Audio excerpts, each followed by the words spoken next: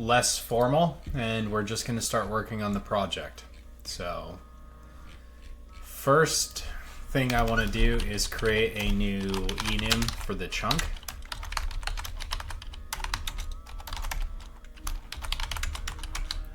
Let's do a none, a generating. We don't need to give these integer values.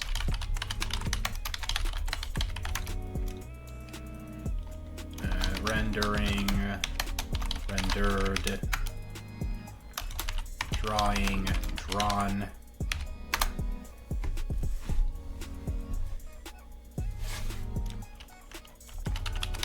Let's do errored. And we're going to need a way to dispose of this chunk as well. But for now, let's just do a chunk status.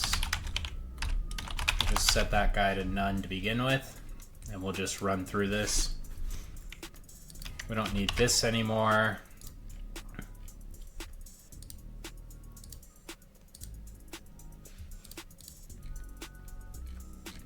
Okay.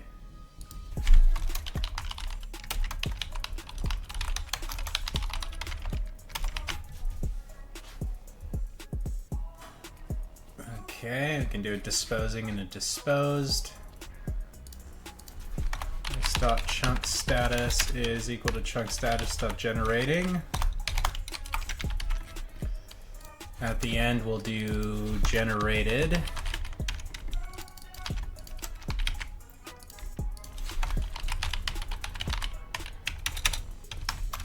Rendering.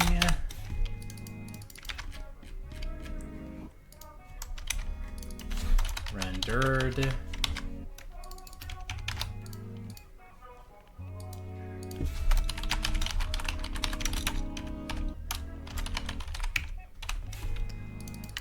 And finally, we'll add drawn.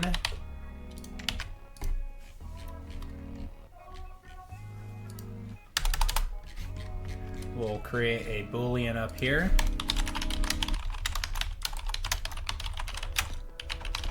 Set that to false. And generating and rendering is fine, but if is disposed, we'll just return on the draw frame. We don't need to draw anything out, and most of this will be null anyway.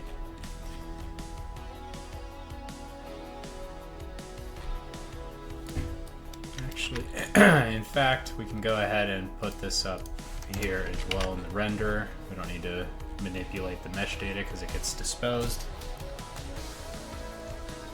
Now we need so if disposed is false.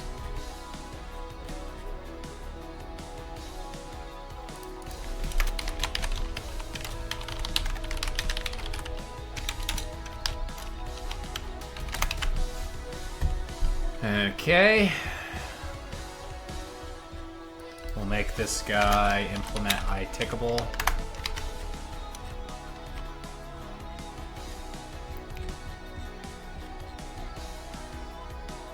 And let's add an additional Boolean.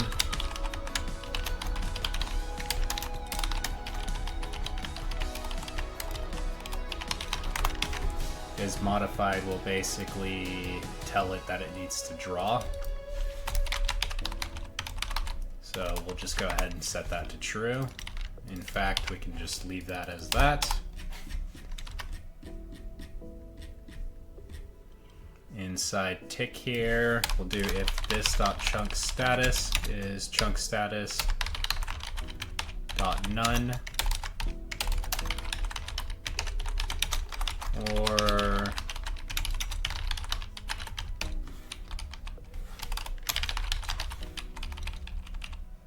we'll do if it's drawn or it's in the none status and in its modified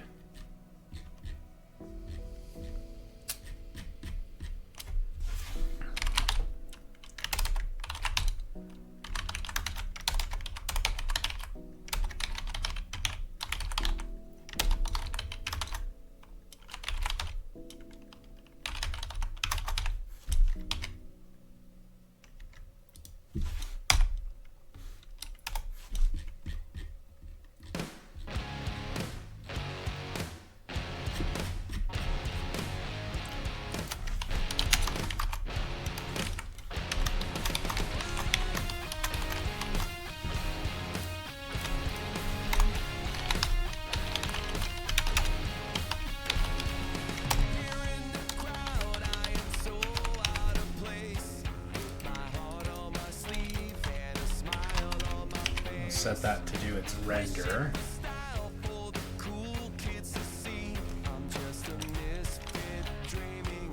We'll set his modified to false, but we will set it here.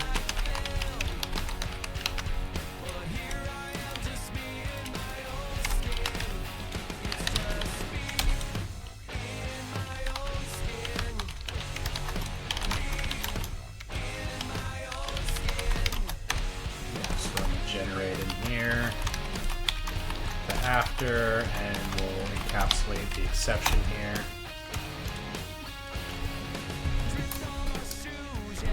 And while we're here, we should probably make some sort of function to help with these exceptions and logging them.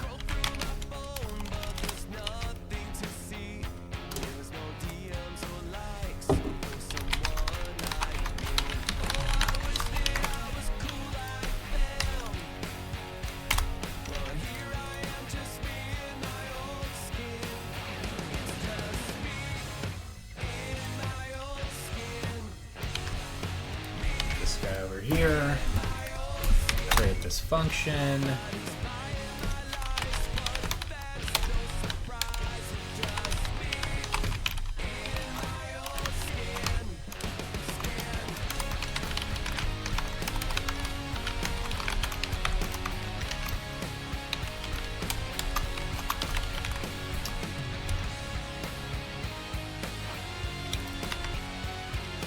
Actually, we can do this dot log text, the text, and the log level of chunk slash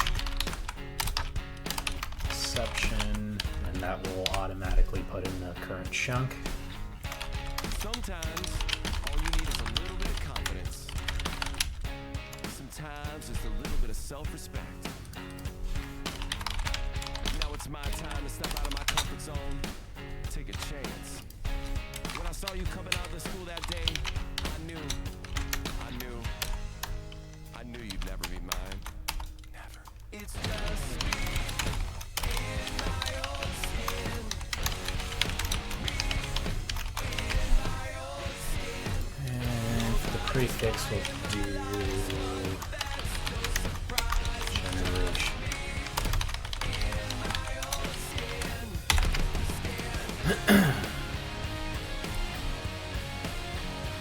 Okay, and now in world,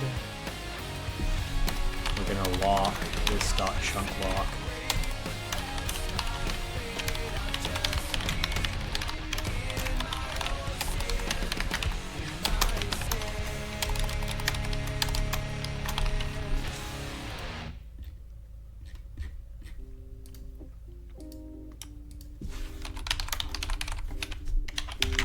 Go back to Unity, let that compile.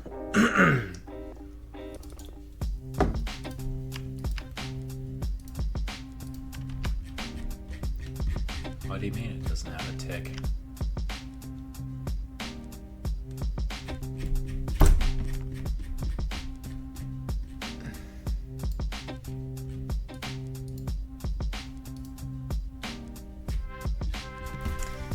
And while we're in here, let's extract these files.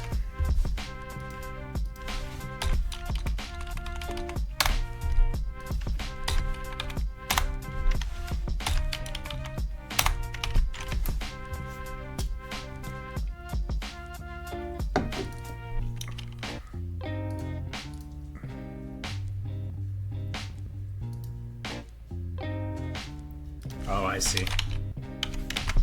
Chunk.value.tick.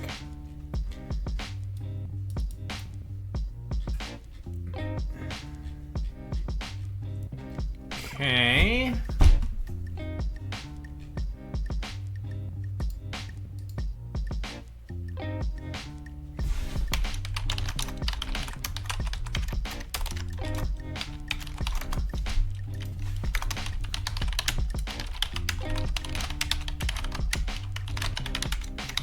Now we need to get rid of any chunks that are outside the render distance.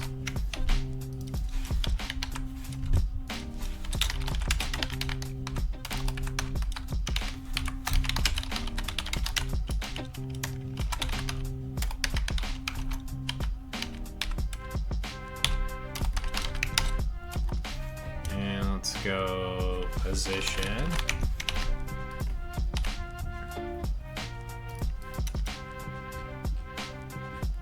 And we're gonna just check if it's greater than int3 dot distance between the position supplied and the render distance multiplied by 2. Let's just multiply it by 3, just to be safe.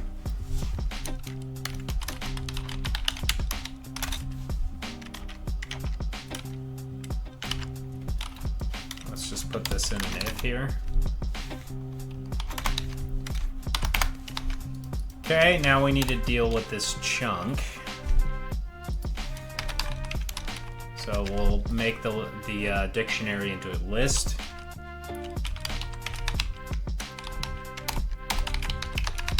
We'll dispose of the chunk.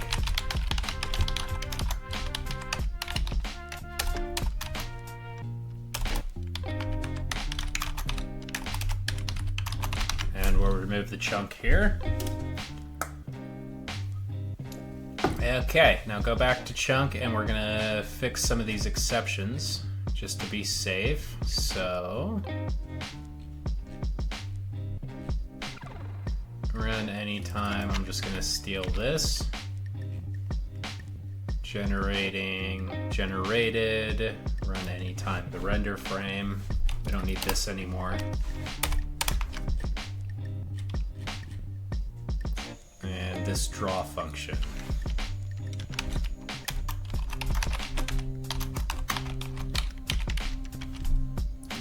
This exception in here, and I'll put this in draw.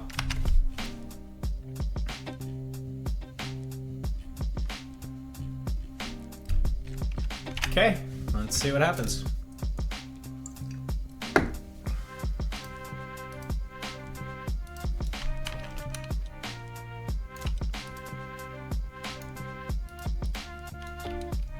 All right, so nothing happened.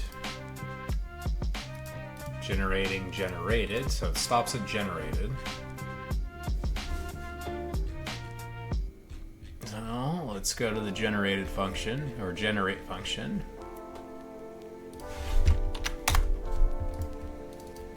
Generated is modified as true. Oh, I see. This dot chunk status is chunk status dot generated. That's another option.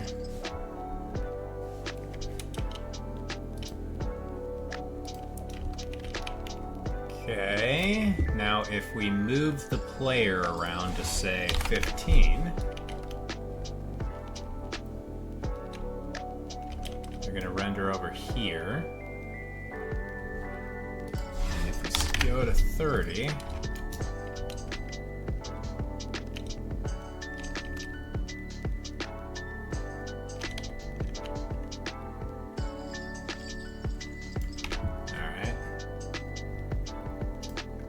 I want to check out this execution here.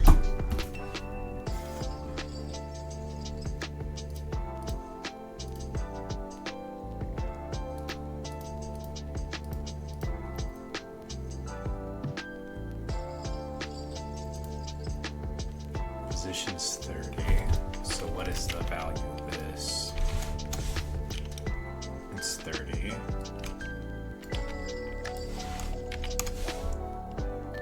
Oh, I see.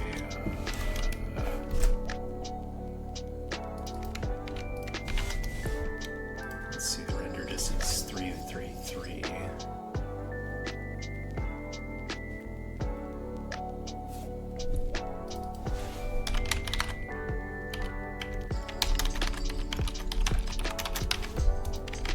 Okay, that should fix that. I'm gonna check distance on vector 3 or int3 0 basically.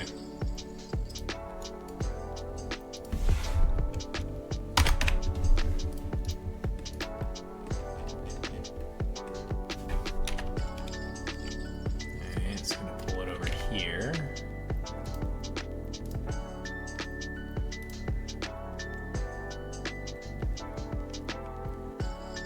So we're at 0, 0, 0. So our current distance is 30, and the distance of the render is 5. Multiplied by 3 is 15. So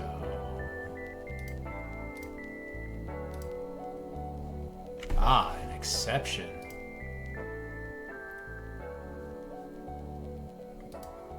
Oh, I see the problem. The disposal function is being ran on the main thread. So we need a way to handle this. And we basically need a despawn.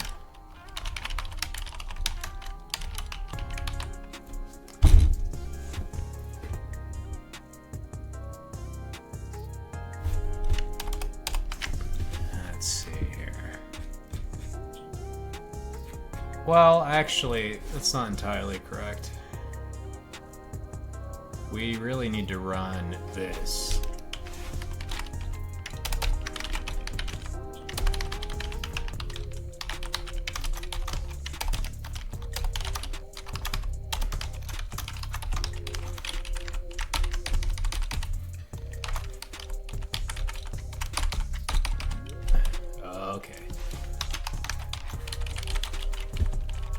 The part that actually removes the behavior needs to be ran on the main thread, but disposal can happen whenever.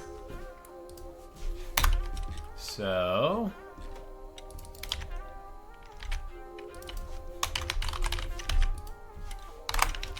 there we go. We'll run that on the main thread, and we'll let the chunk, we'll dispose the actual game objects on the main thread.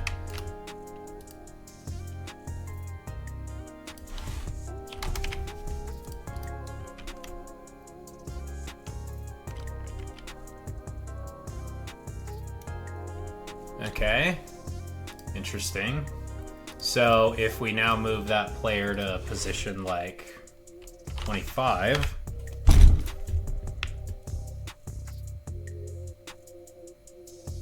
it's not going to get rid of anything. Hit 20.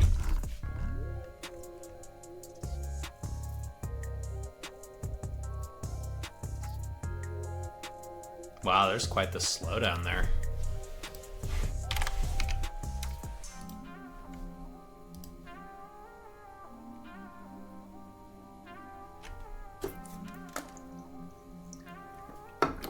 Okay, so it is gonna, well, it's disposing correctly at least, so okay, we should be able to move around now.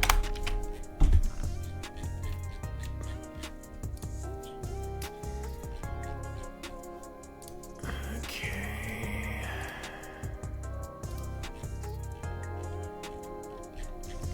so we could work on the noise or getting the player in the world. Let me see here. What's our voxel colors? Gray. And when a chunk is created or drawn, it uses the material called voxel. So go to resources where voxel's at. I'm going to create a URP lit shader graph called voxel. And in here, I'm going to use vertex color, and we need to convert the world space color. Color space conversion, and I'll set that over to the base color. We'll deal with transparencies later. I'm going to set this to specular material with smoothness set to 0. And we should get some gray blocks. Oh, I see. We'll attach the voxel shader to the material.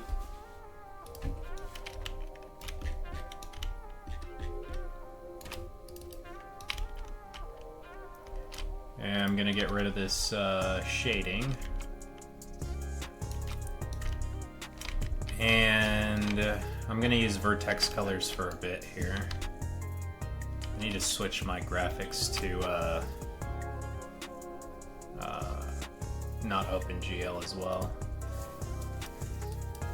Okay, let's create a rectangle for the shader. We'll use the UV map here. And I'm going to set this to 0.9.9, and then I'm just going to multiply A and B here.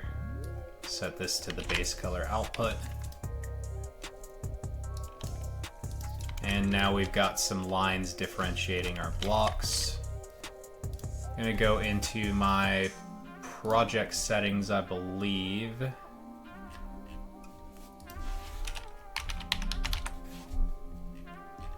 Yes, the player settings. So we'll go into the player settings, turn this off. I'm going to turn my auto graphics for Linux off, and I'm going to switch out Vulkan for OpenGL and restart the editor. It's going to run a bit better for me.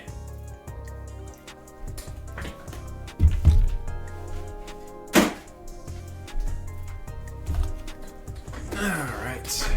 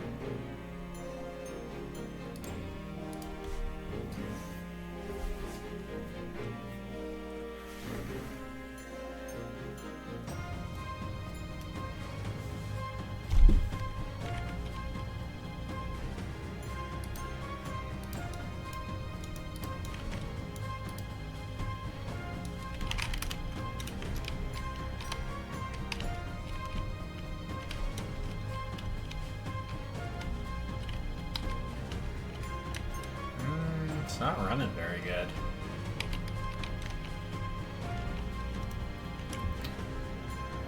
Probably the tick system. It's about every quarter second. Let's see here.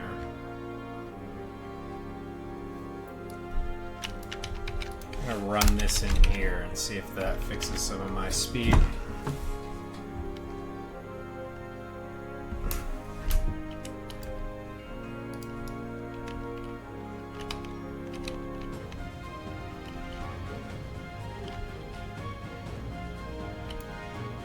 Yeah, this computation's kind of heavy.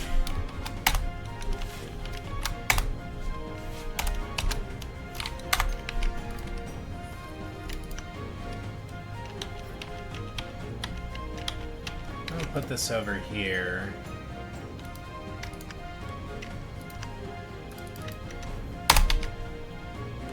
And let's do this dot is rendering around point to set it to true.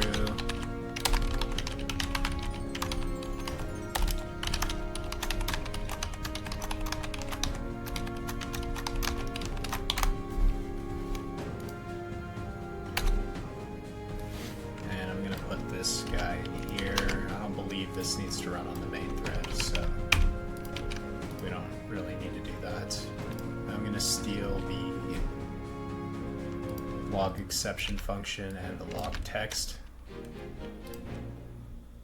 And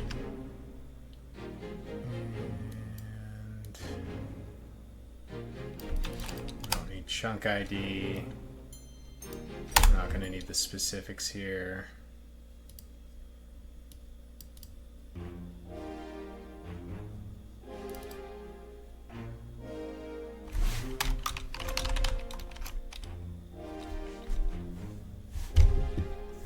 Now, let's just keep the log exception.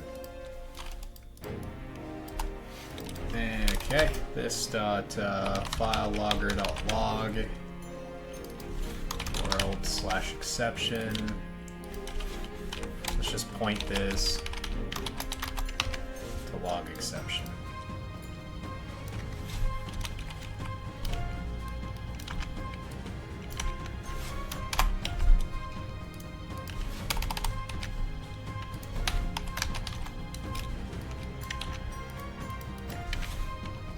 Okay, we'll just do it this way, I guess.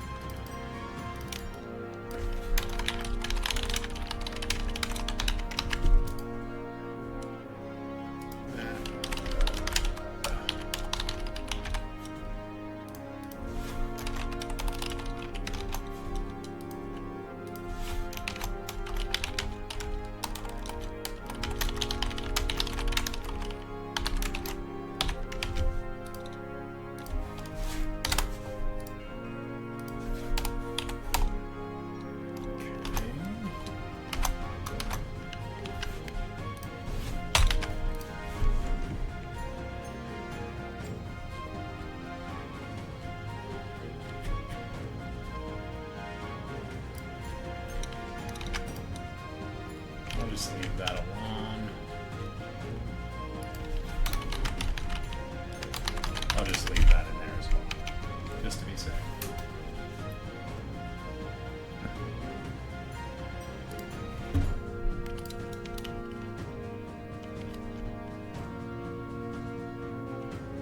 Nah, there's a noticeable lag spike here.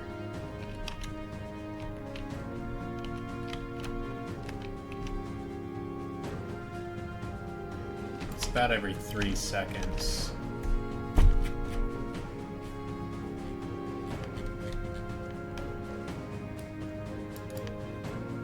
This is going to be every 10 seconds in the third.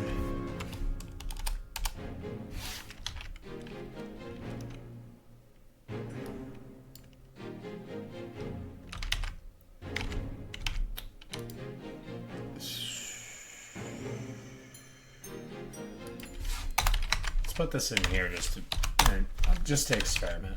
If we don't run that on the main thread, does it run better?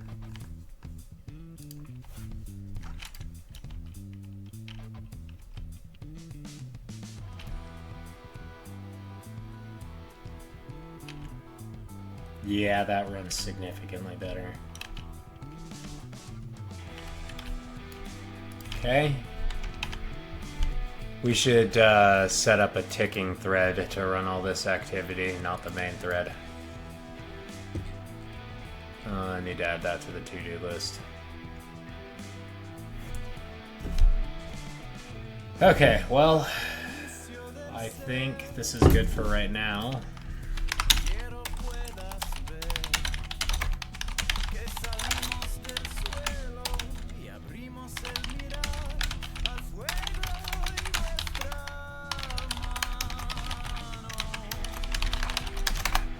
I will take a break and then I'll be back and we'll start on better noise. Okay, we're back now. Let's get to making some noise. So, let's create a voxel registry.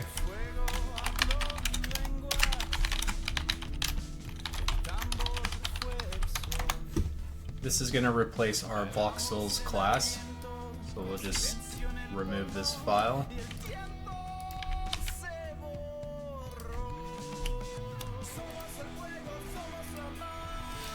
And we'll create a function in here.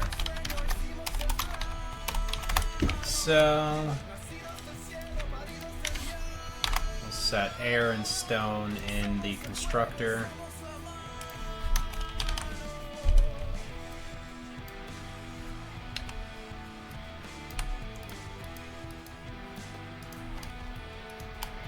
These no longer need to be statics, but they can remain read-onlys. And the voxel should have the voxel registry inside of itself. We'll add that parameter, and at the very end,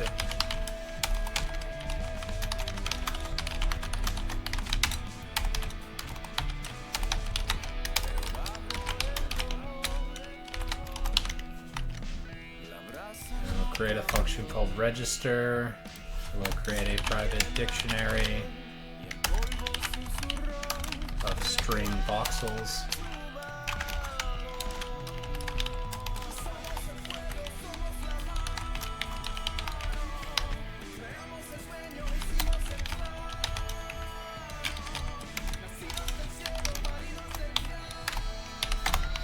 initialize that first.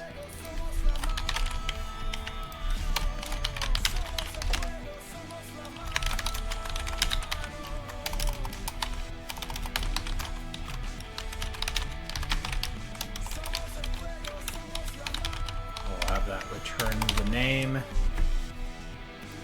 And chunk should have a voxel registry in its constructor.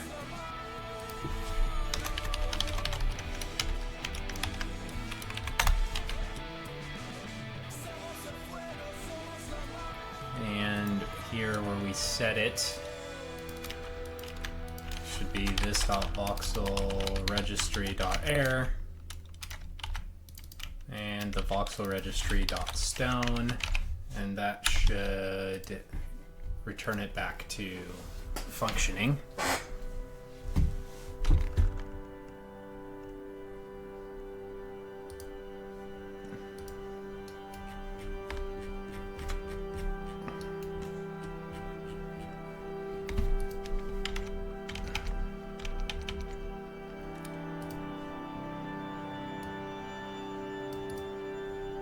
Okay, that's a dependency exception because we need to register this.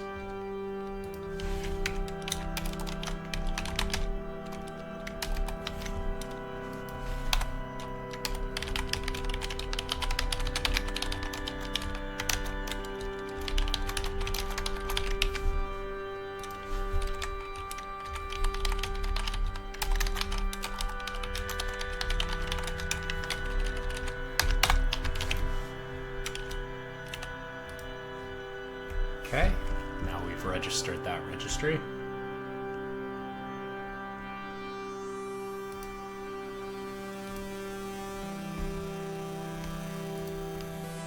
we've got a Unity error.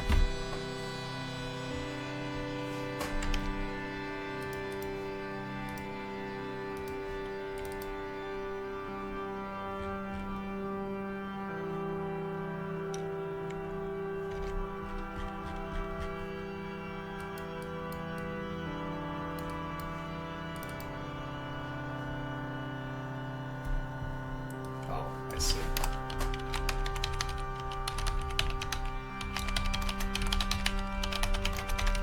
Implement the function.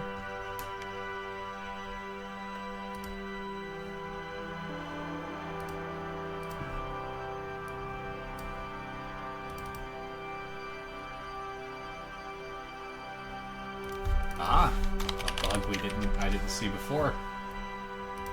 Stone had the same name. I don't think it actually recompiled my code, so I'm just going to save.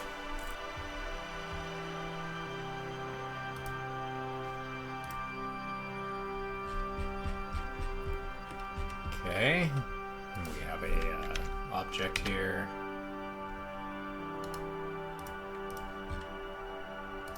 I'm going to create another file in here.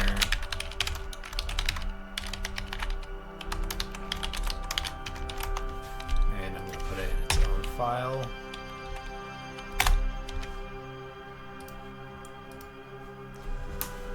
And inside world, where we create it,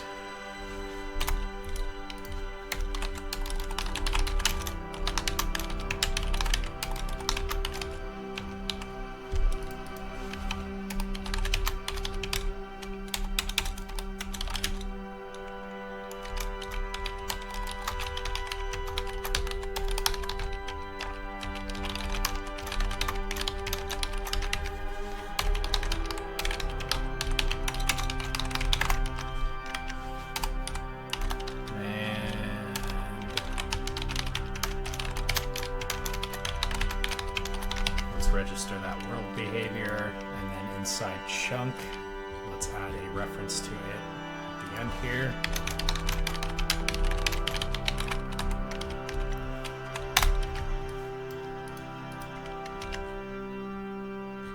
And when we create the mesh here,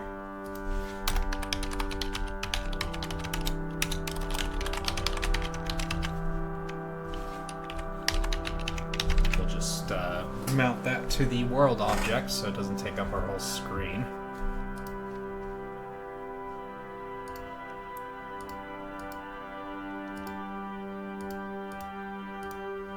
Okay, that's good. This is a weird error.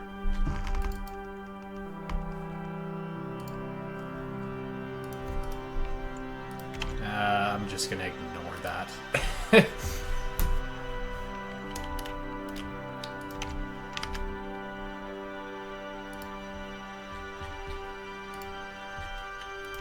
Can move this to its own file. While we're here, we can go ahead and move that one.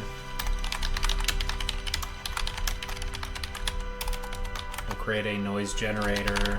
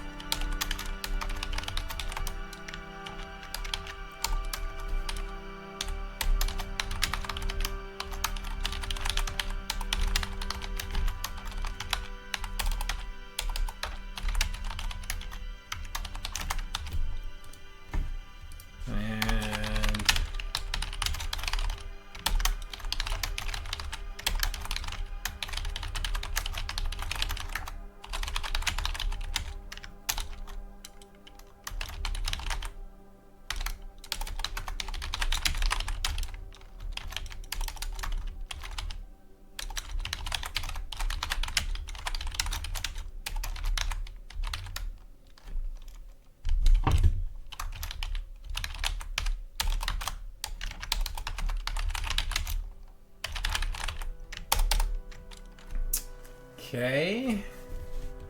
This will need to be serializable.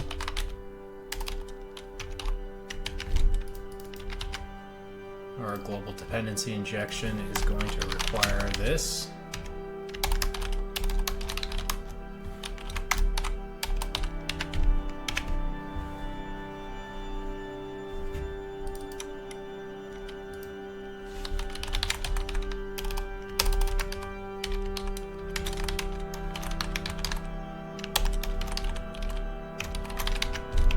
Gonna leave that unimplemented.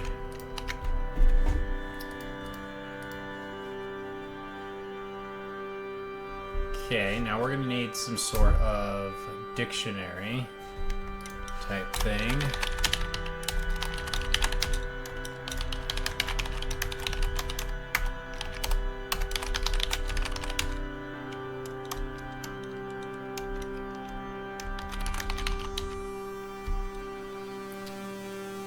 Okay, so we could do this a few ways.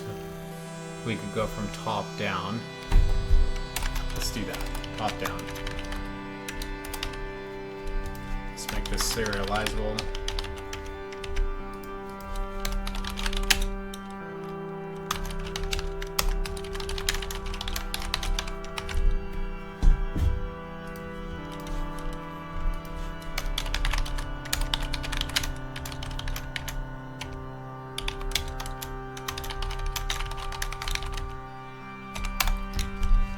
In there.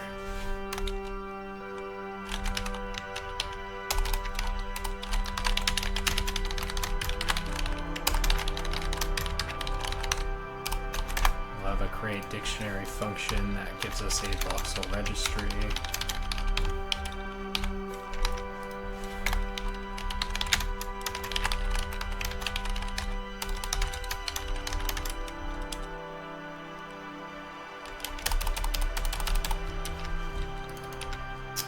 Let's actually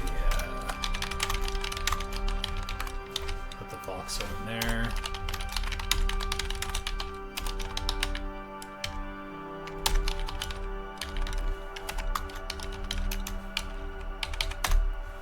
And voxel volume pairs.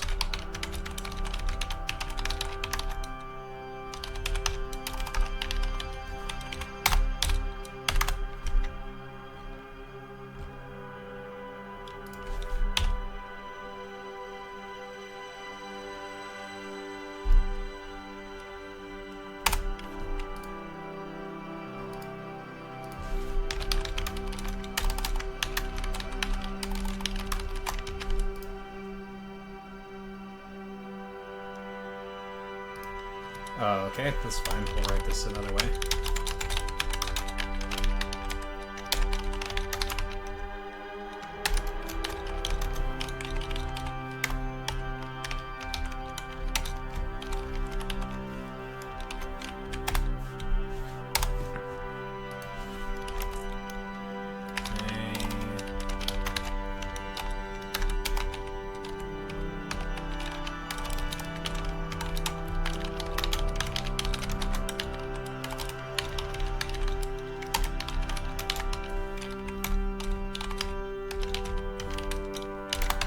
Fill those guys in. Let's steal this here. And we need to get our noise value.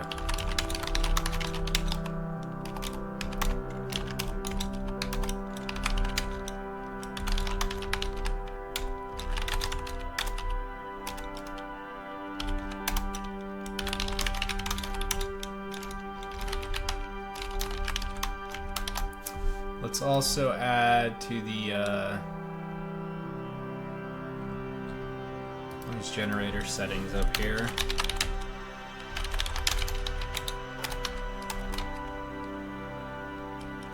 Let's add a seed.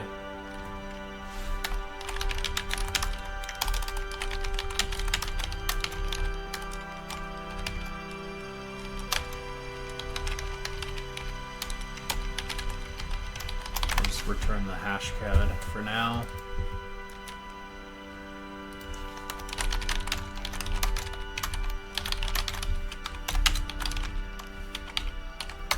Put these settings in here. Inside inside global dependency, after we do the Voxel registry.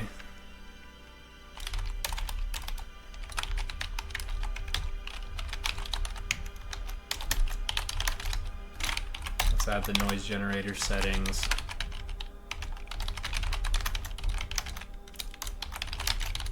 And let's add a singleton for the noise generator.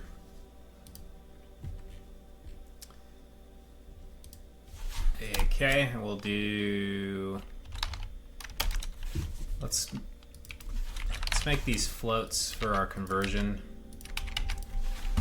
True X position.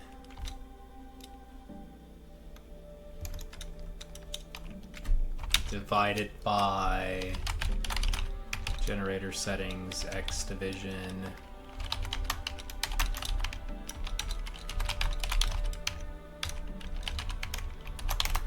That's going to be our layer 1.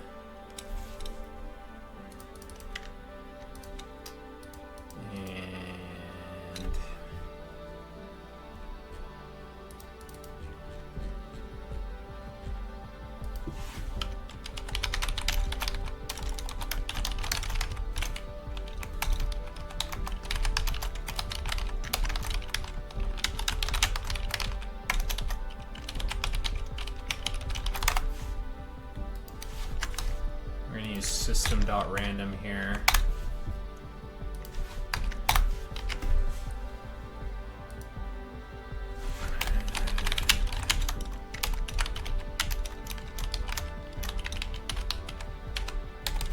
We'll need an X and a Z position offset so we don't have mirroring.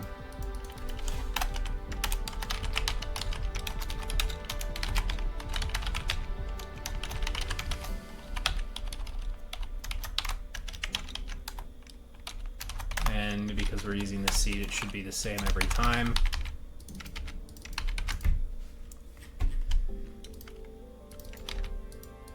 And anytime we reference true X position, we're going to add noise generator settings dot X position offset.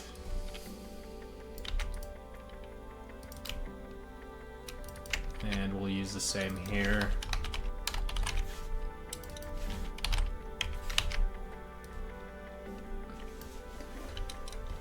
Okay, so that's our X and Z. Let's do a Z and an X. Do Z position, offset.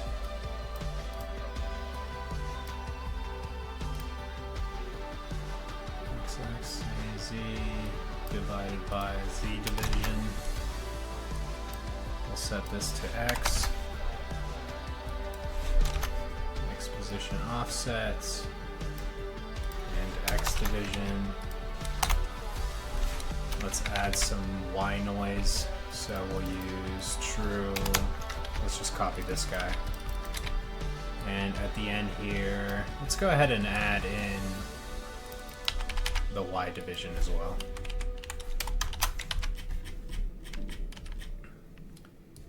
We're going to do true Y position offset, and Y division.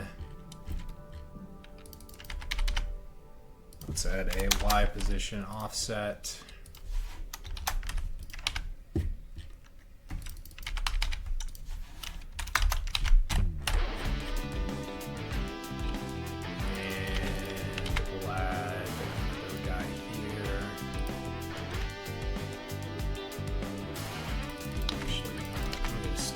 This.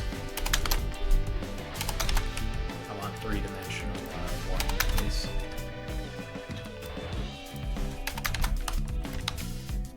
And each time we do this, except for the first one, we need to do noise division plus is equal to 1. Actually, let's just set this to 0 and do it every time for consistency.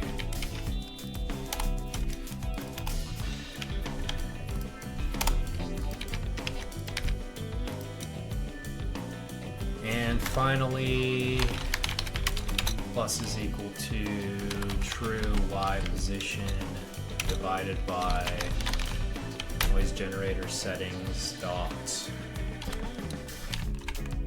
Y height division, noise division plus is equal to 1. Now we have our noise value for let's steal the our looper from here.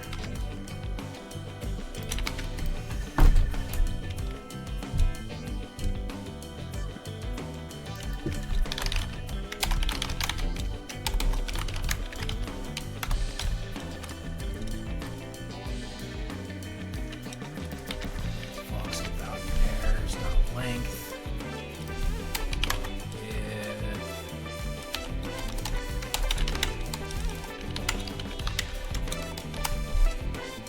We don't need to modify this.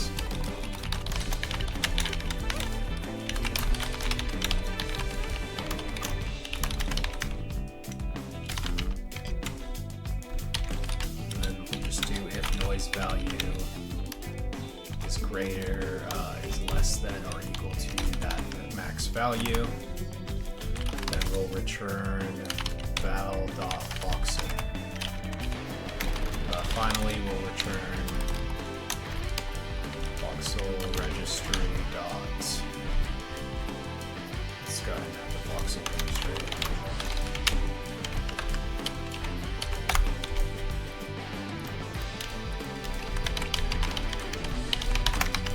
Yeah, just be safe. Okay, now what the hell did we just do? A bunch of shit. So out. Let's set these to something reasonable. Let's do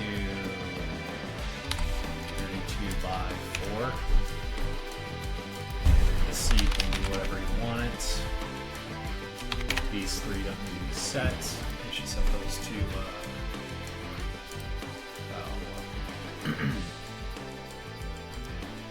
and our value pairs here. So we're going to start with max value of 0.8. And we're going to want to start from the very top. So let's just do stone for now.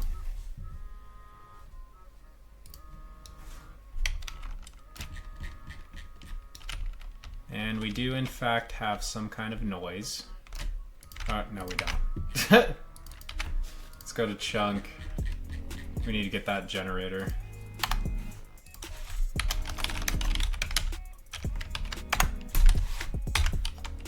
There we go. And in our generate here, this entire chunk function goes away. We'll keep those.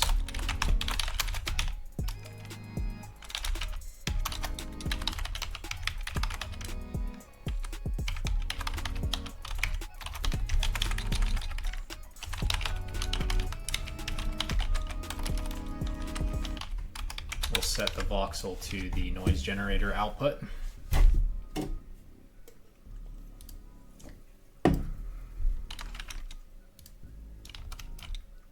Get seed is throwing an error.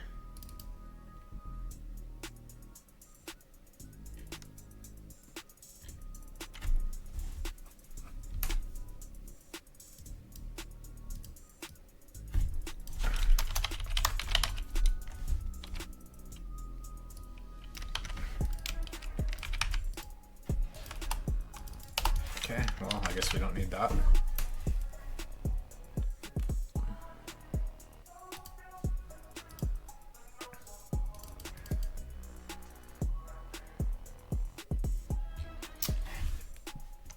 How is seed null? Oh, because it's,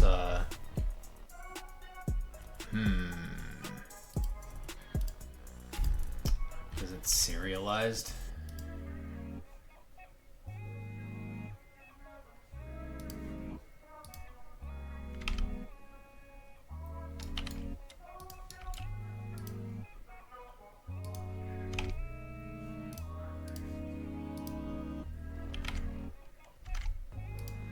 Why is noise generator setting running after?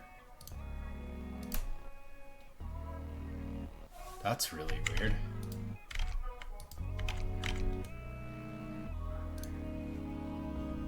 Oh, I think I know what the problem is.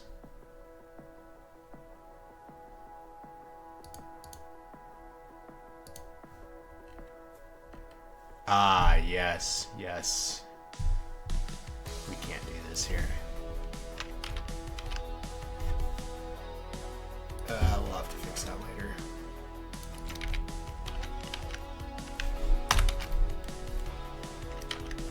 Okay, we'll need something for this. We need to really separate these two into their own layer. But I don't want to do that yet, so...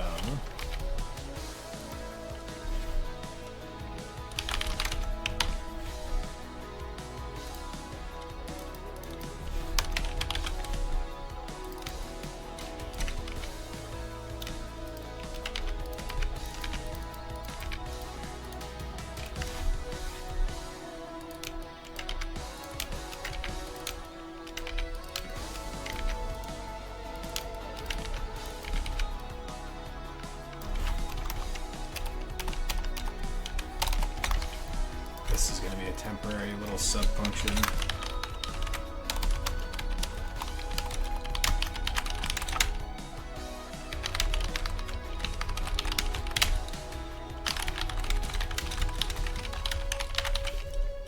I'll put a to-do here.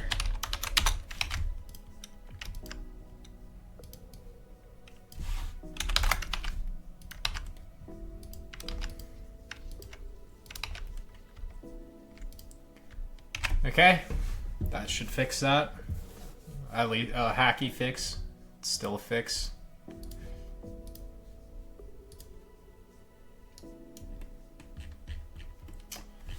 Okay, so there's definitely something not quite right here. Let's try something a little lower. 1.8. Go into the noise code here.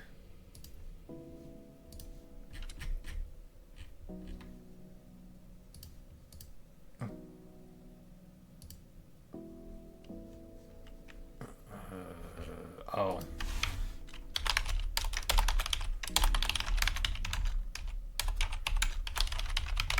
We'll need to divide that noise, of course, or we'll have values very high. I don't think that recompiled. Yeah, it's not recompiling. There we go.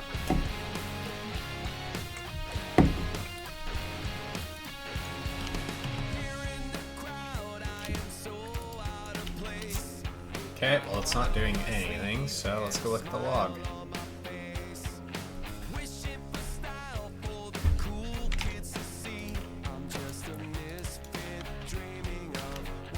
Well, it could just be a lot more computation now. Just Just give it some time, I guess.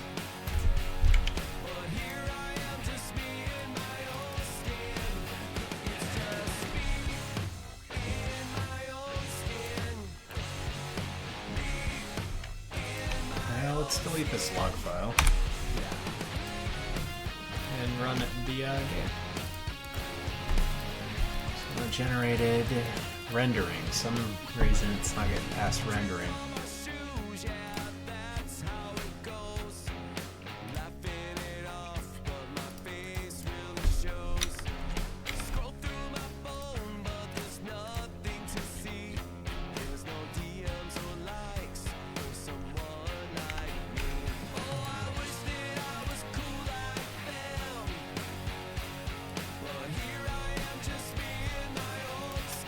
We'll just attach to the first chunk.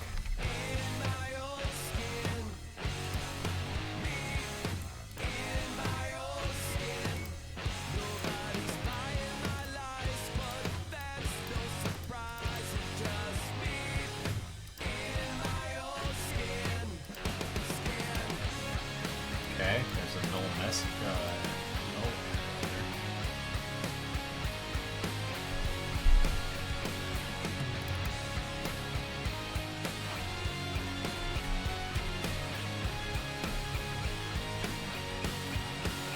Ah, yes, that will cause me some issues.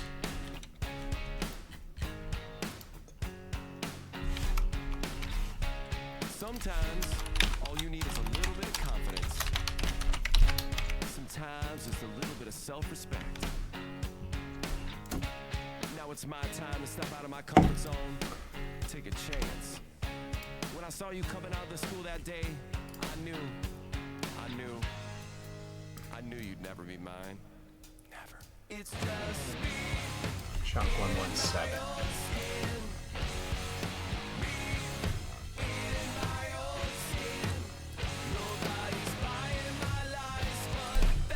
Somehow the voxel is null.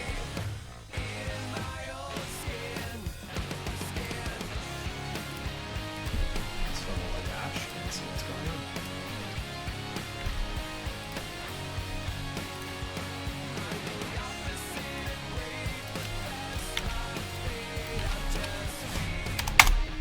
Okay, how is that possible?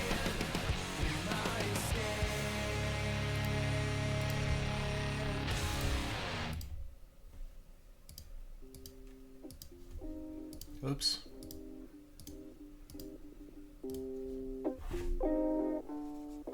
The voxel is null. Ah! The noise generator needs to create the dictionary.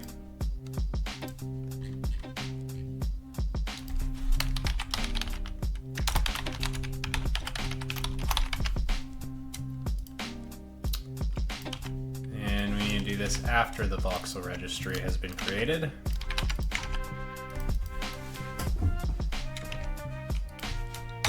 Of course, you need to recompile.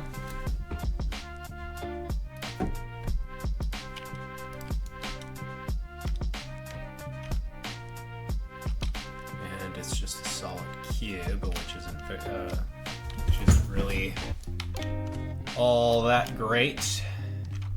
That means the noise value is doing something weird. So let's take a peek and see what's going on.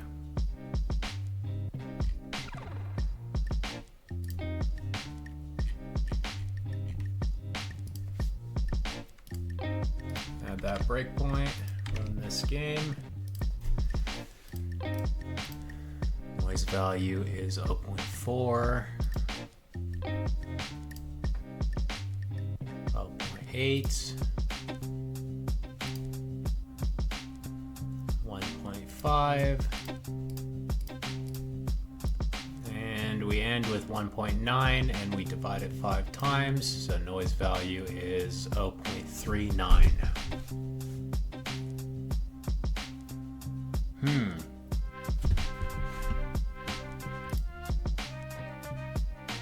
0.39, huh? 0.30.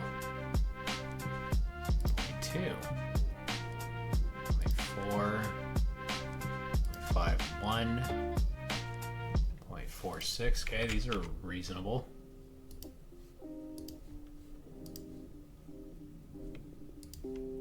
Let's try 0.5. Okay, that's a little bit better.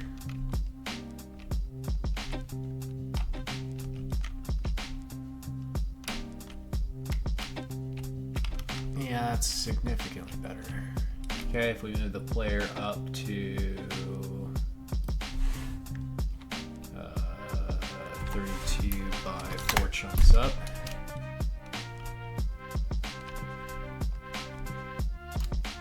Okay, there's 32.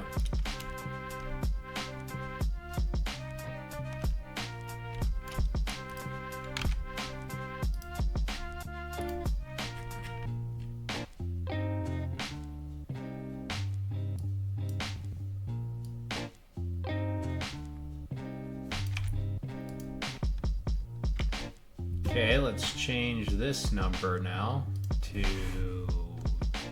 94.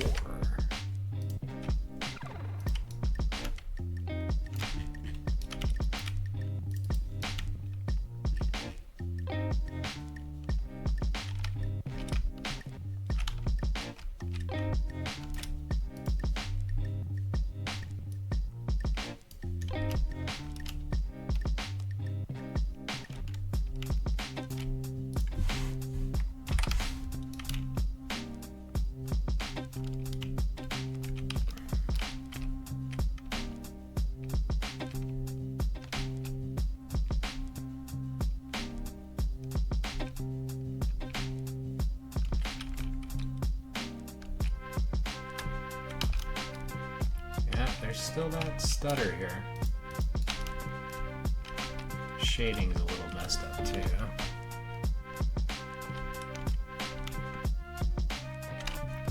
Okay, well, anyway, that's not really important. That's a different problem. So I'm gonna move these all into their own files now.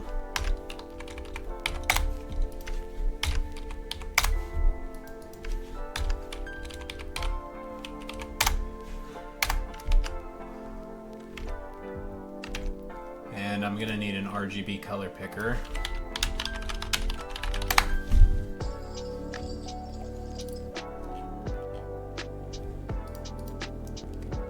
And in our voxel registry, we're gonna need to create some new voxels. Let's do grass and dirt. We'll just clone stone for both of them.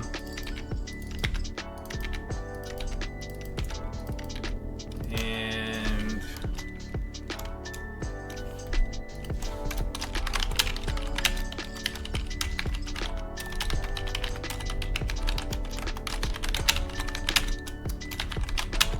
color.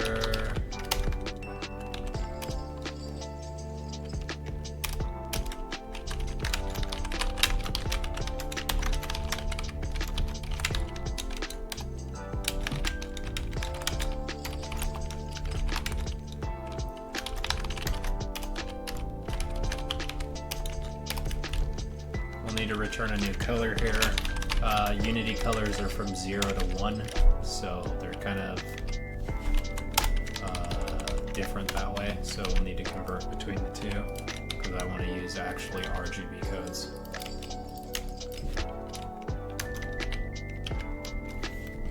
So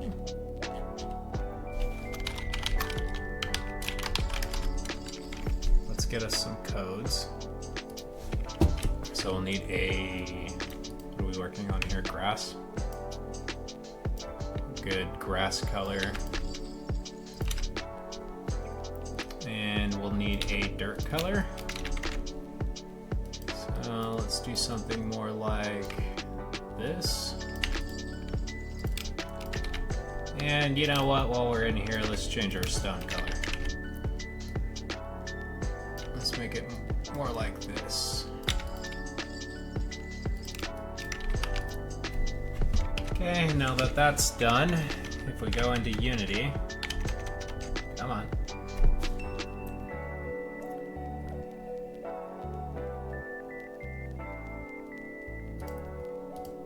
We can do 0.45, and we'll just go backwards basically. Or let's start with grass, and then we'll do dirt. 0.3 will be stone. Or let's do 0.4. 0.3 is fine. Keep these two very close. 0.49, 48.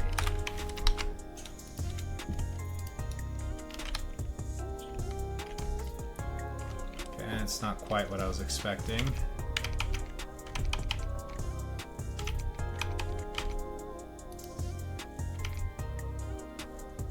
It's still working. Okay, so if we go into the noise generator, let's see what's going on here. Noise value is less than or equal to the max value. So we need to actually go the other direction, so we'll remove these. We'll start with our base, so 0.5 for stone, 0.52 for grass, 0.56 for dirt,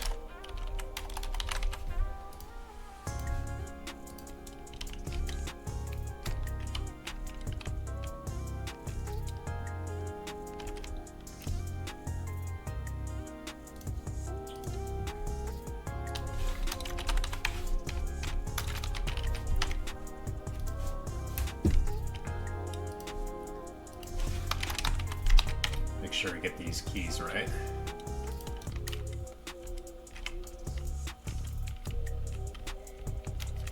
Okay, so one problem is there's way too much grass, so we can actually fix this by 529, getting it even closer.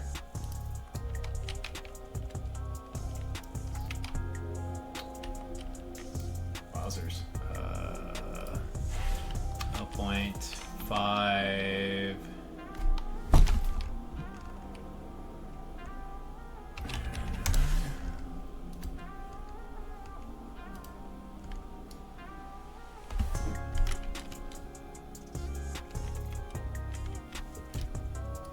Let's just, I don't know, it's 0.6 air. Let's see what happens with that.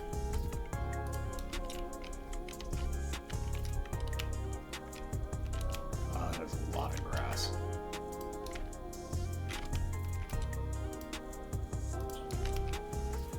How many layers of grass is it? It's just one layer.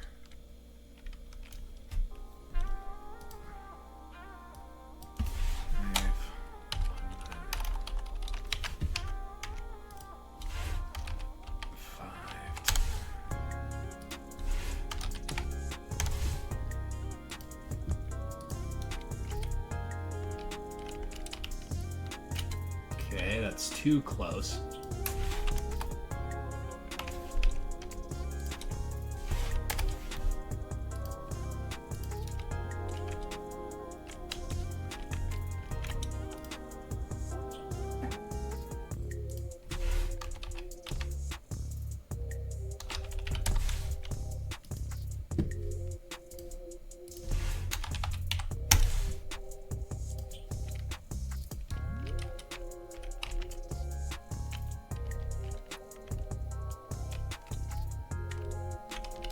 Okay, well, we'll work on the noise some more. Okay. Alright, next time we're gonna have a couple of issues. First off, this position here is in chunk coordinates, which is not going to be doing us very good. So for the time being, let me move this microphone. So for the time being, we're going to start working on getting the player in. So I'm just gonna render this world here, and I'm gonna create a 3D cylinder. Or actually, let's do a capsule. And I'm just gonna gingerly place this on top of this system here. I basically want them to spawn in like right here. And I'm gonna copy this coordinates. And I'm gonna go in here and paste these coordinates.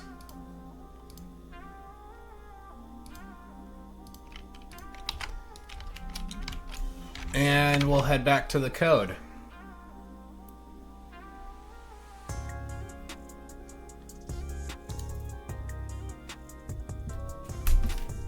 Okay, now we need a new namespace for the player.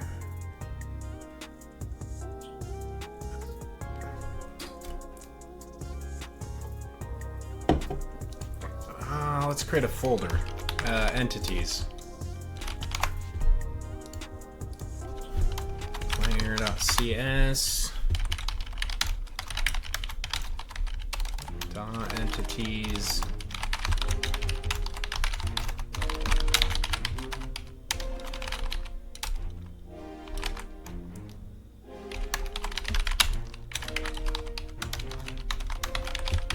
There's these Euler angles here.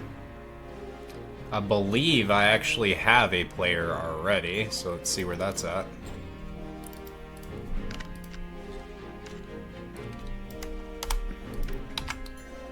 We'll remove that from world. Add this guy in here.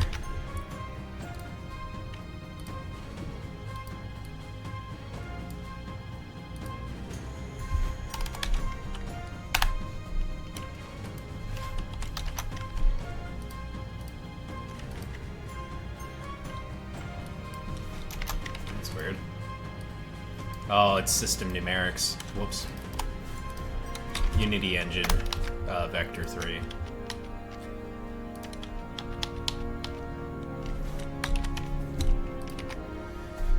Okay.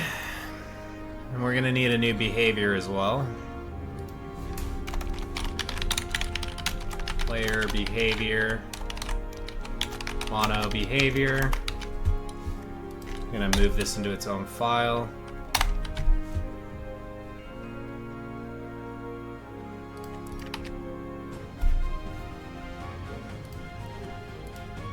Alright, and while we're in here,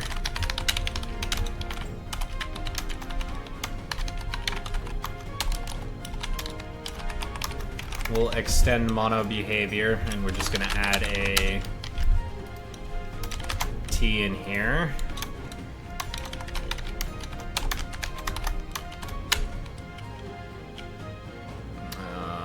Let's call this... what would be a good name here? Not behavior. The thing that's attached to it.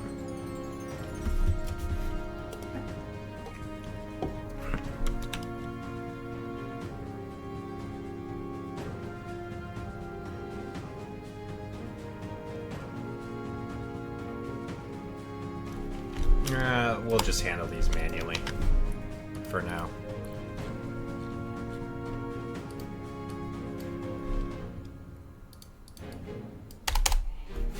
We'll remove the player here and from the registry, and this is going to break our world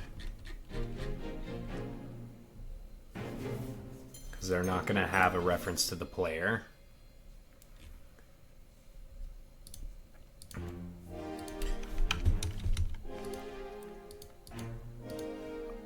But we can go in here and register it actually. Let's make a new player. New player. Position is new vector 3, and we'll just steal the ones from in here.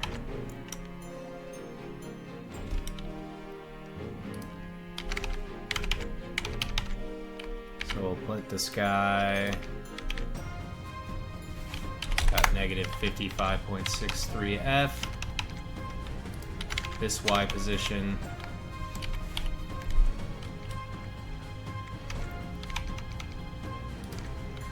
And this Z position.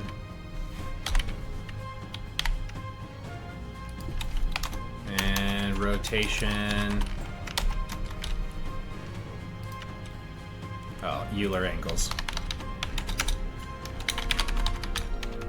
We'll just set that to vector 3, 0.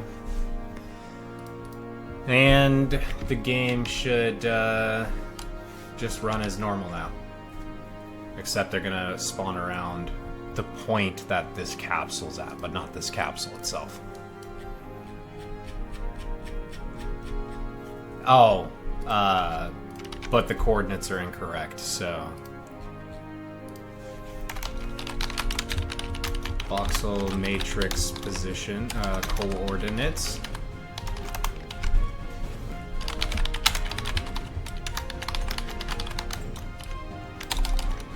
Public voxel matrix coordinate vector 3 position, and we're gonna need the world settings.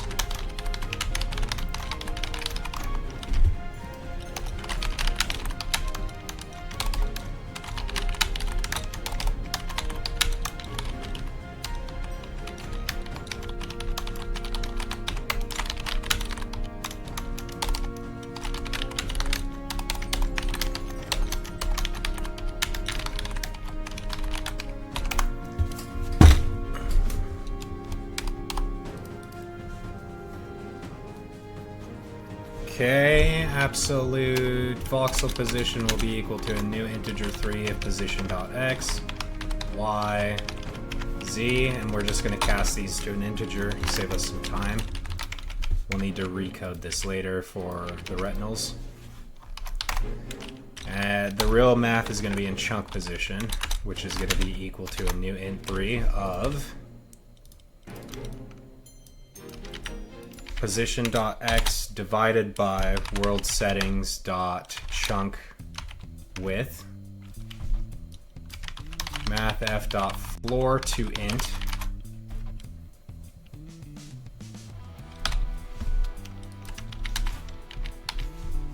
and we'll use y chunk height. This is actually length, and chunk width for z.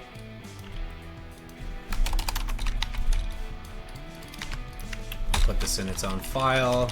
The point of this is to just help us convert coordinates. So this int position should be a voxel matrix coordinate.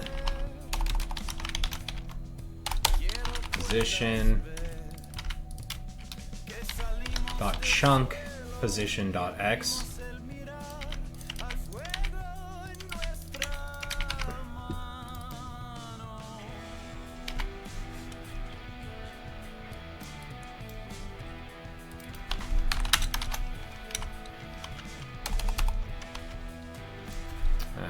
Let's go back here.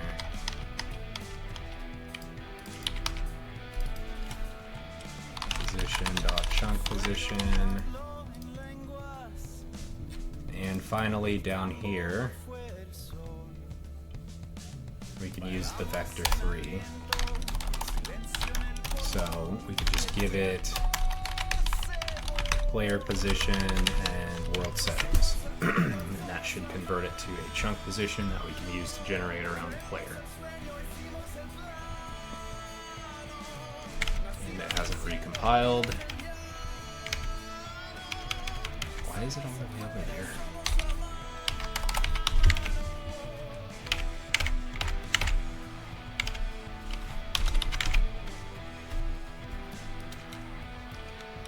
Ah, there we go.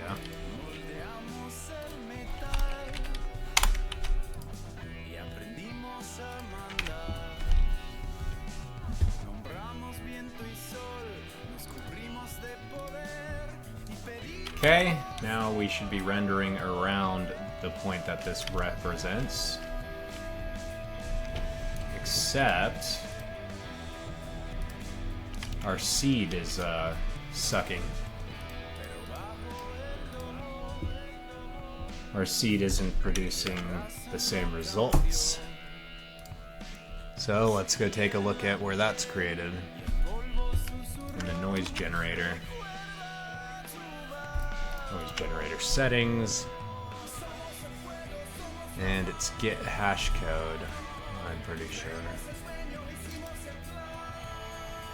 Oh, I remember now, it's over here. This get hash code. We need to convert this in a manner that is gonna always give us the same value. Let's just go ahead and attach this and see what's going on.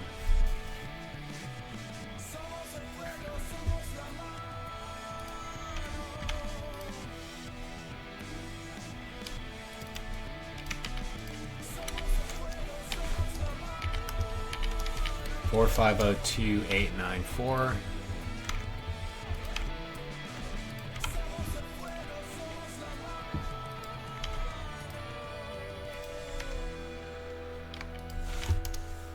Yeah, that's a different code. Okay. So we're gonna need to get this to consistently give us a code.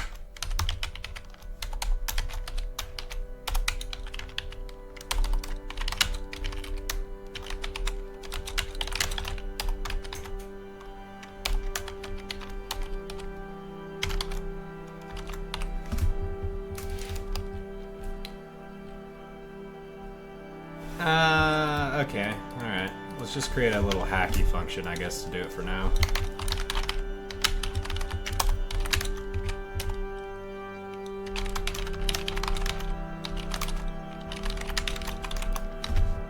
And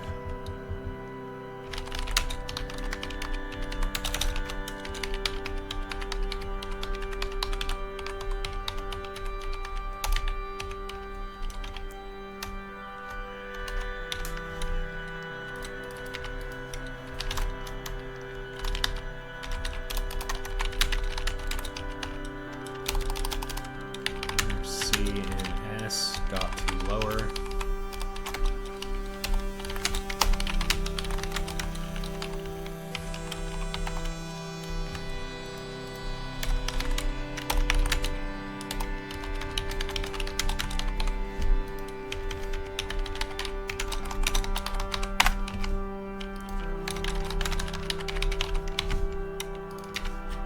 This should at least get us the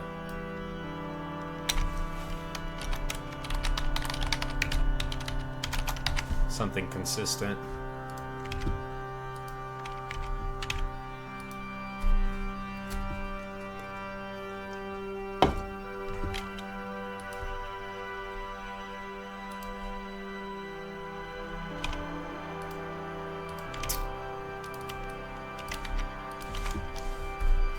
Index is out of the range, huh? Ah, I see.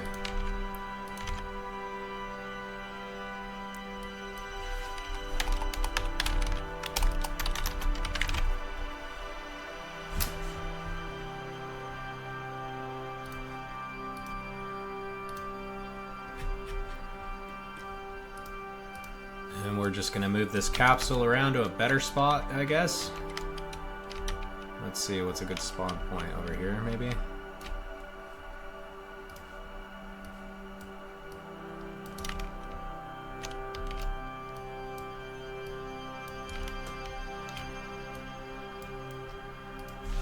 Minus 113, 97, 98, and 8.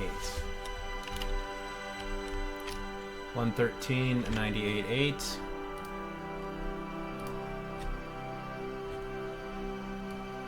Minus 113, 98, and 8.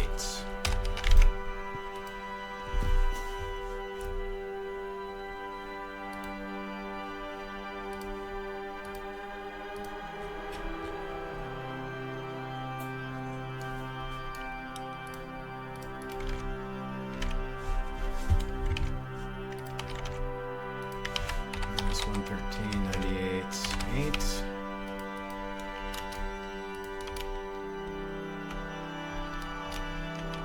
Okay. Now we can start coding the player. Player behavior. So we'll have the player behavior.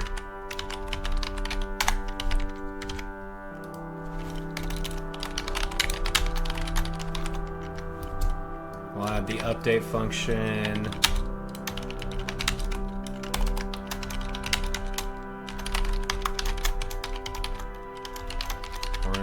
horizontal.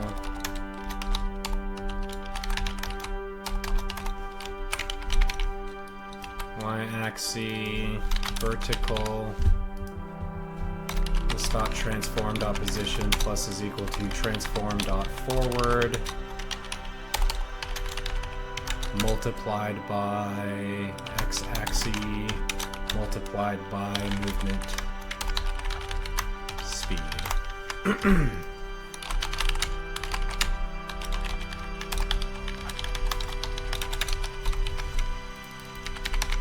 And then we'll do this for right using the y-axis.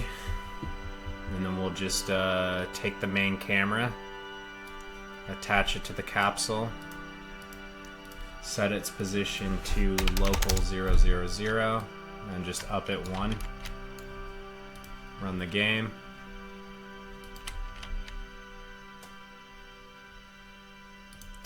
And it wants me to use the new input system, and I'm not going to, so player settings, we need to find input.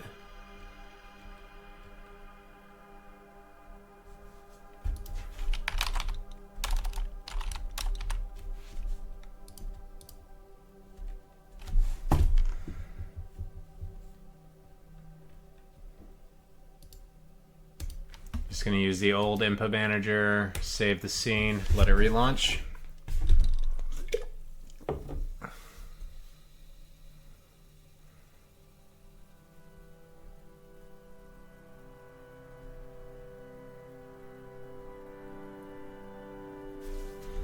And while we're in here, let's go ahead and up axis is input dot get key down, get key, and we'll use key code dot space, then 1.0f colon input dot get key, key code dot left shift, then -1 0. This is just a shorthand if statement. If they have space down, we're going to set it to 1, and then else we're going to run this chunk. If they have left shift, it'll be -1. Finally, 0 if none. And we'll use up so we can kind of fly around.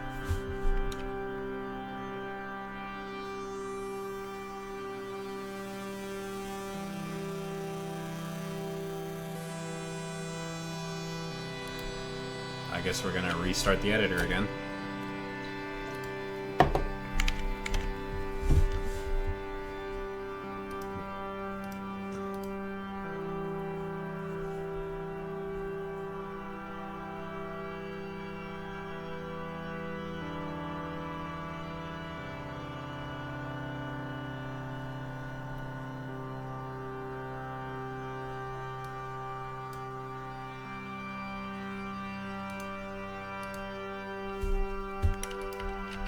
Ooh.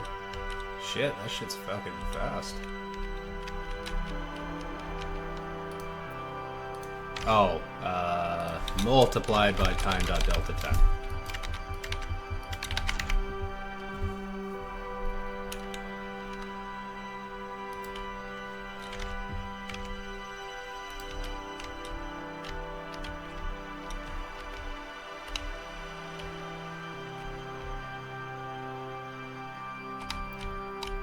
What the fuck?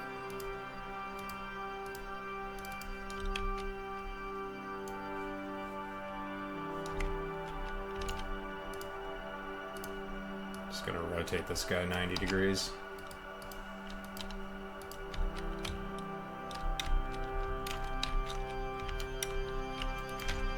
Alright, these axes are a little messed up, so I'm just gonna switch them around. I'll need to make a better system for this, of course.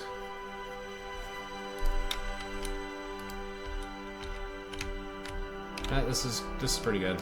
Okay, so now that we have this, we need to get this player behavior to have a player. And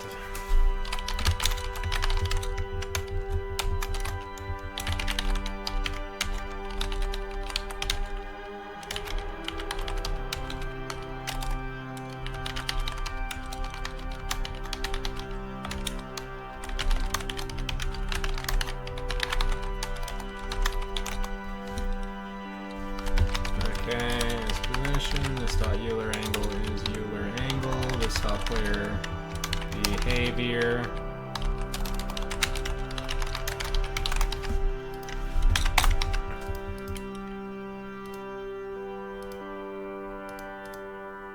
And player attach this. We'll create this function in here, and we're just going to set stop player is player. And then we're going to do this if this dot player is not null. Actually, if this dot player is null, we'll just return. If it's not bound correctly, we won't listen for any input. This dot player dot position is this dot transform dot position. This dot player dot rotation dot Euler is this dot rotation dot transform dot rotation dot Euler angles. And in the global dependency injection, we're going to need to get that player behavior. So var player behavior is transform.find player get component player behavior. Go into Unity, we're going to rename capsule to player. And then we're going to use this player behavior in this constructor. So new vector 3, we'll give it vector 3 0 for the rotation, and this dot player player behavior.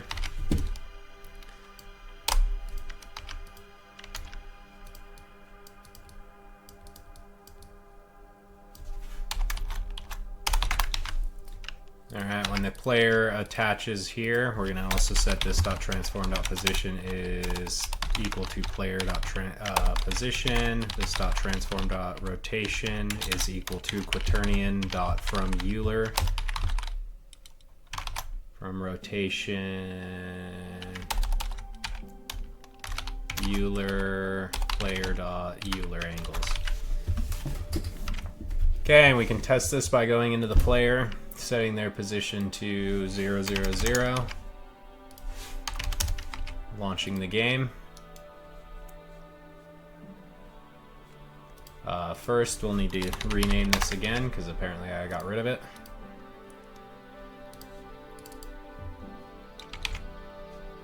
And there was an error up here. Transform.findPlayer didn't work. So we'll use GameObject.find.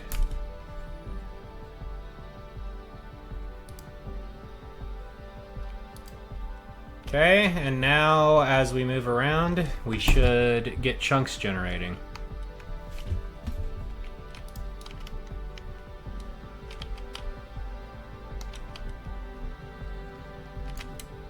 And we are. They are a bit slow though.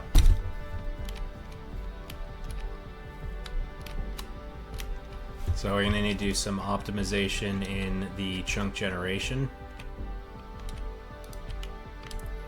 And if we start going down,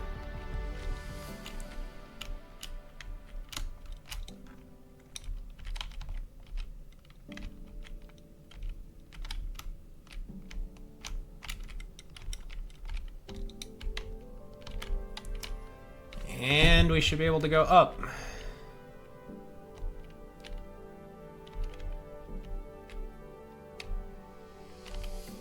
And we gotta figure out what's this laggy shit going on. And we'll need to do mouse looking for the player, and we're gonna need to instantiate them after the world has loaded. I also want to see in a side panel here, are we getting rid of chunks?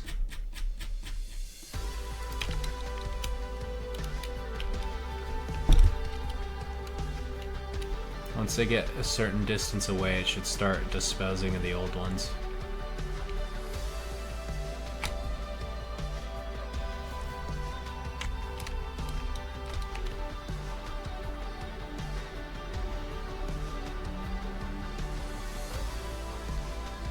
Wow, it really goes far.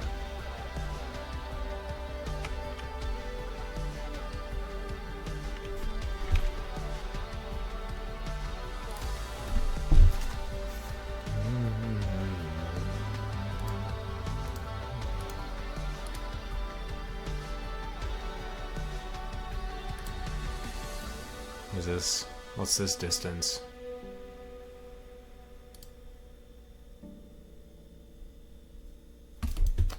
What's this? Distance of 5? That's 13, so...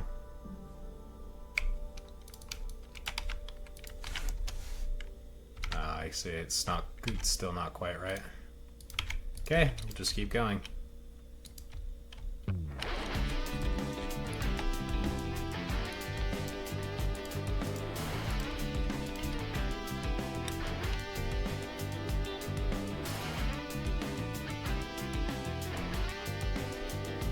Okay, it is actually removing it.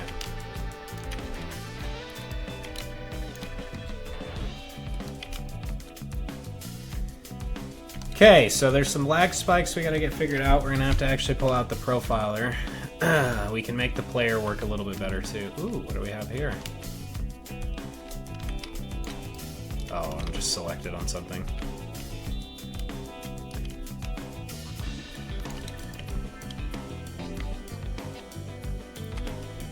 So, yeah, we're gonna wanna make this quite a bit faster.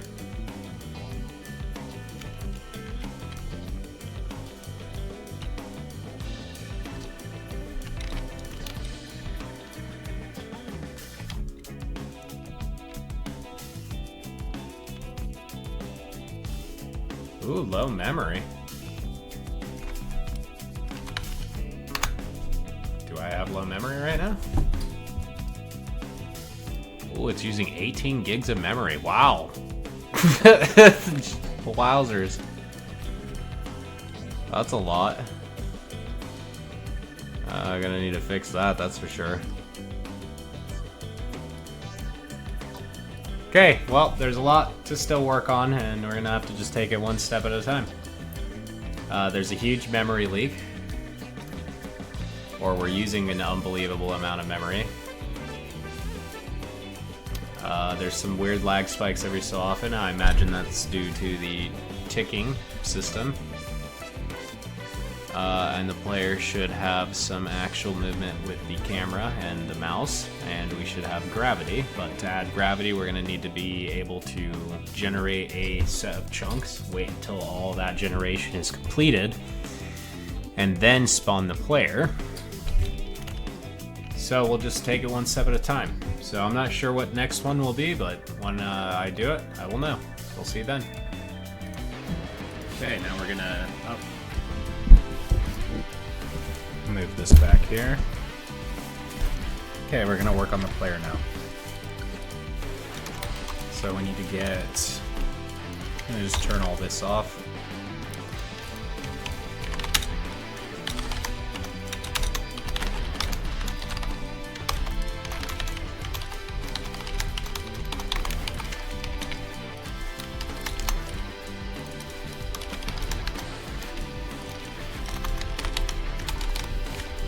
Okay, and I can't remember if that's actually the right one, so...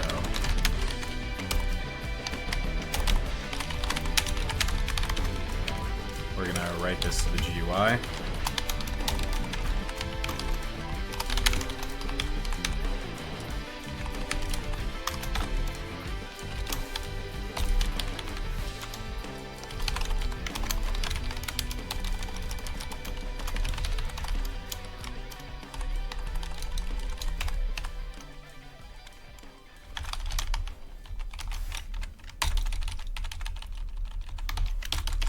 I'll put the mouse X here.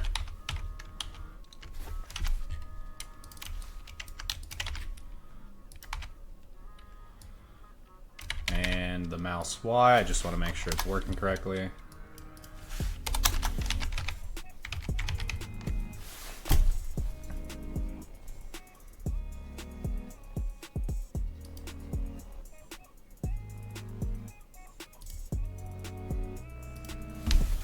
Look this up.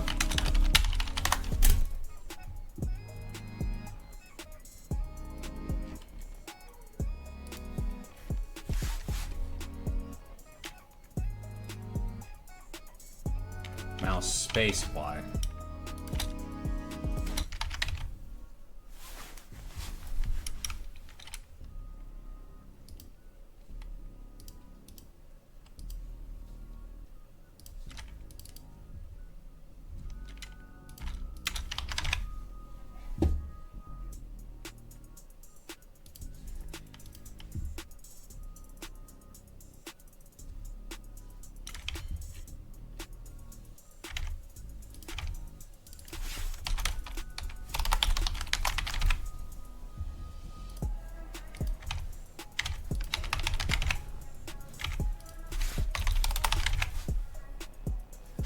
Come on, man. Recompile.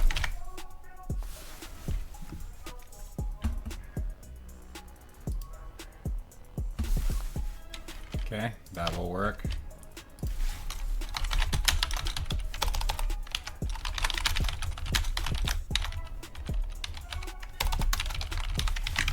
We'll attach the camera.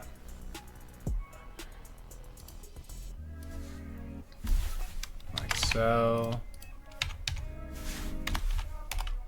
And we want the camera for looking up and down, so that should be mouse Y.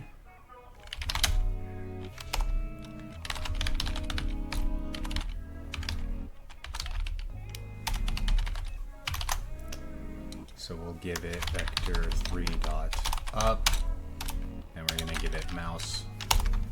Actually, math. Let's do math. Clamp.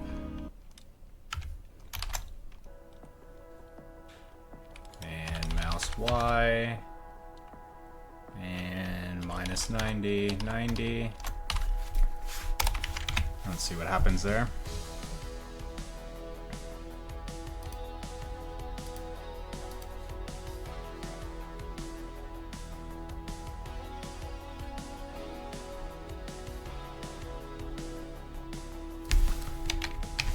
Okay.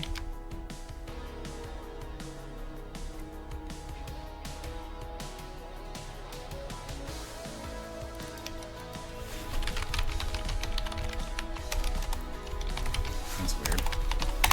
My camera rotated weird.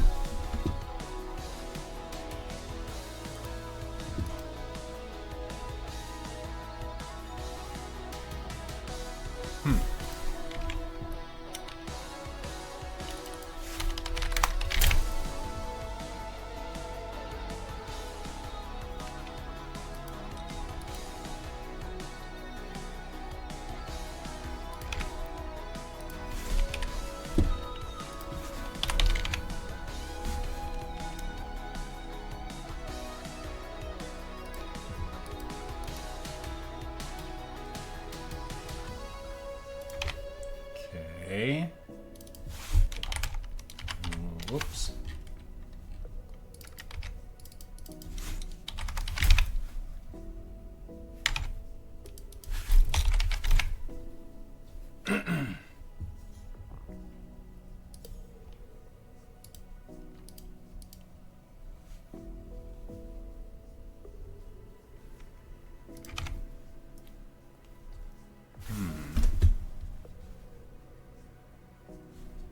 Let's see how someone else does this.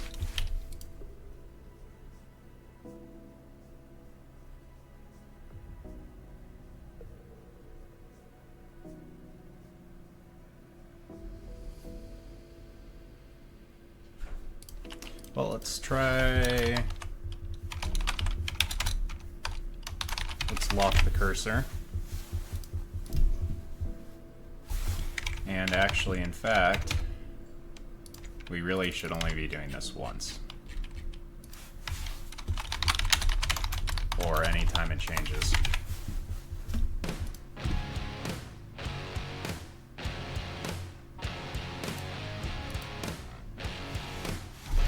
Okay, that's really freaking deep there.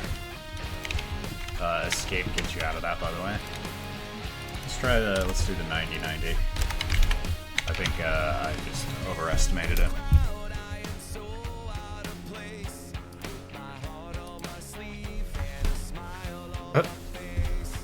Yes. We need to clamp that. Camera rotation.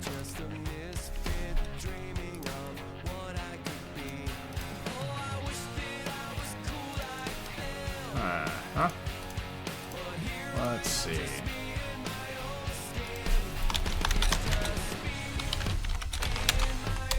Let's see how someone else does this.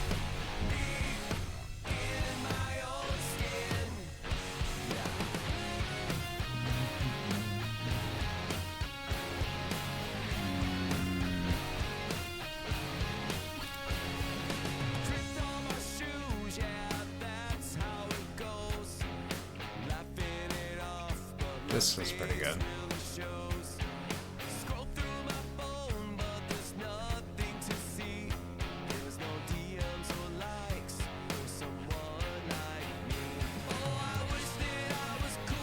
Yeah,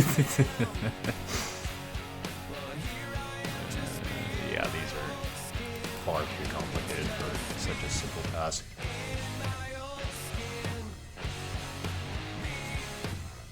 Okay.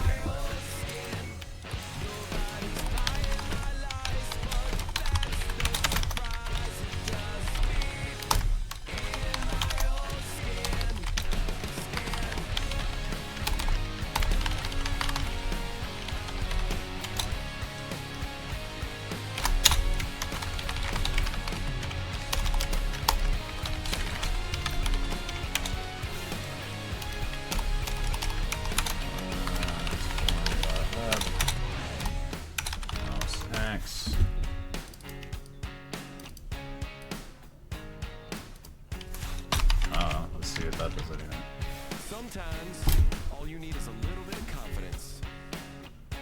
Sometimes just a little bit of self-respect. Oh, it does something. Now it's my time to step out of my comfort zone. Take a chance. Alright, let's mouse Y. You'd never be mine. Never. It's just me in my own skin. Mouse Y, this is equal to Nobody's buying my lies, but that's no surprise. It's just me in my own skin.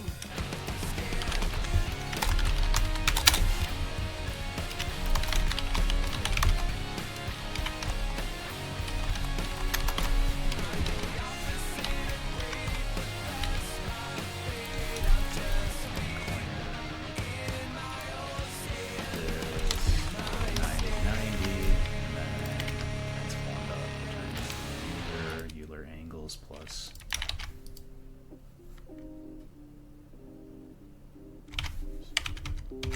Let's try that.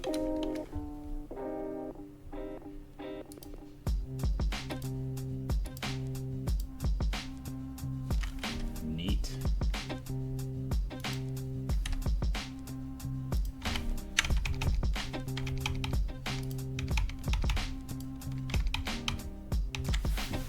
Okay.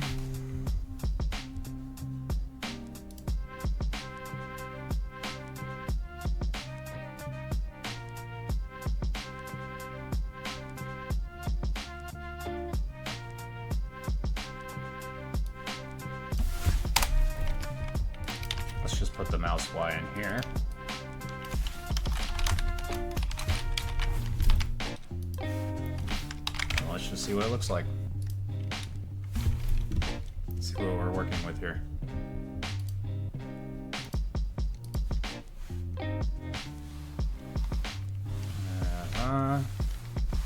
Yeah, that's not bad. Okay.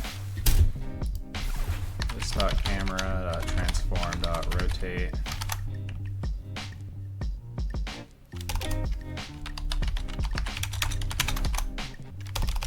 Quaternion from Euler.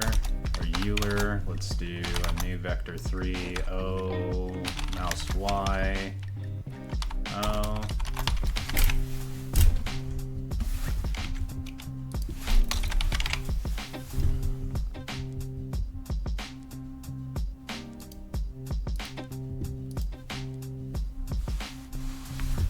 Why is the fucking Y-axis doing that? That's really weird.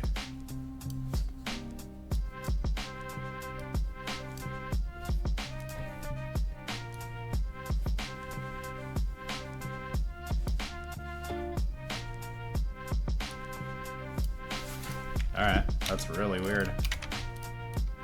It's really weird, I've never noticed that.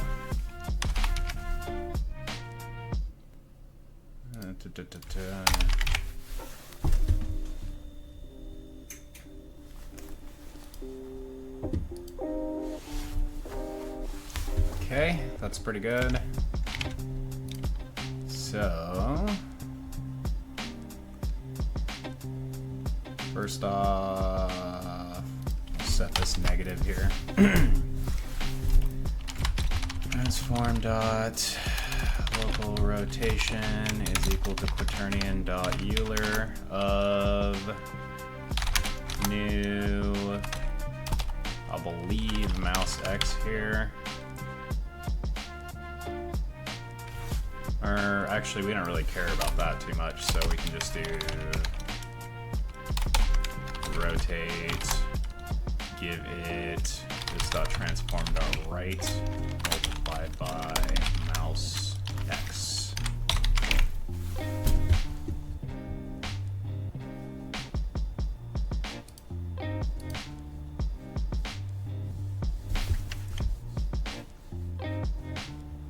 Okay, that's not doing anything.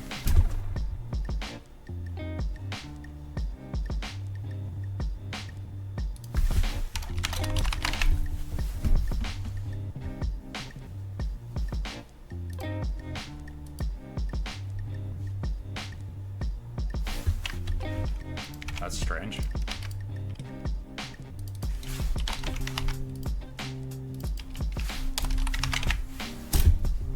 Why are my transforms all messed up?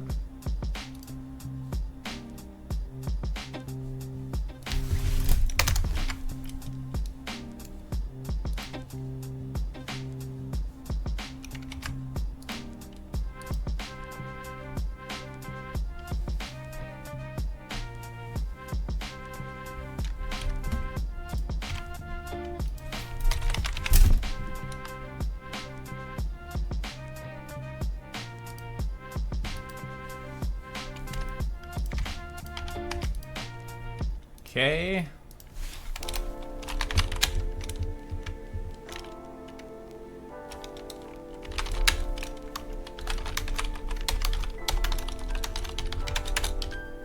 Oh, 10.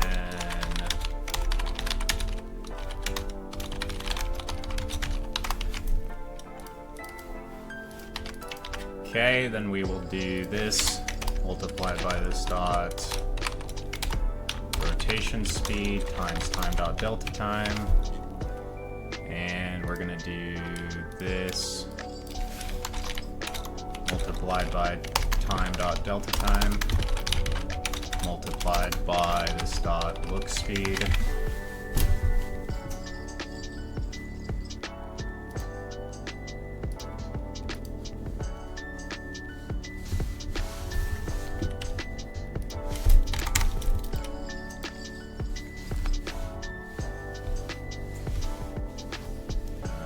That's really weird why it does that.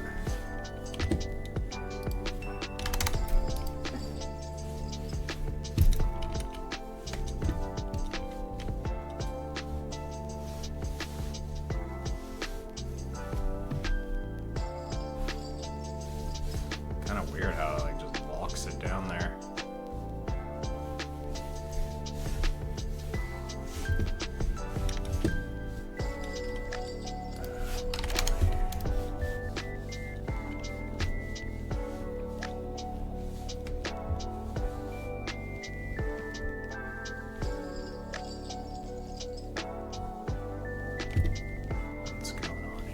I see what's going on. It's when the game freezes. Okay, that's fine. This is fine for now. Okay.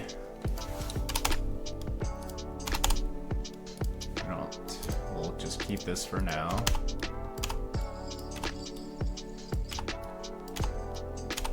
And we're gonna use this dot camera dot right, transform dot right. And we're going to use that for all these axes.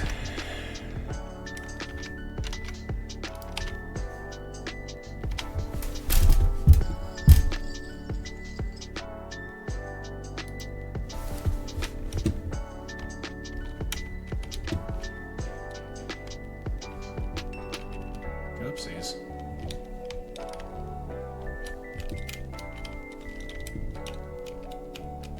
Okay, we're gonna need to get that lag spike figured out. I believe... Let's take a peek. What's going on here? To count 10's 3. This rendering around point is kind of resource heavy. I'm curious if it's this. So, to test that, I'm going to move this down here.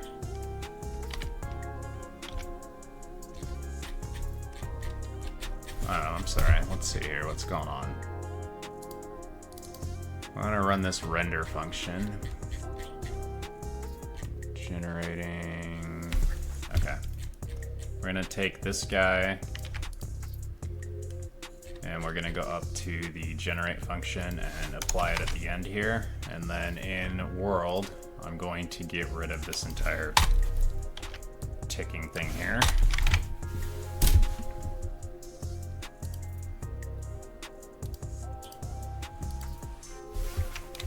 Let's see if that gets rid of my lag spikes.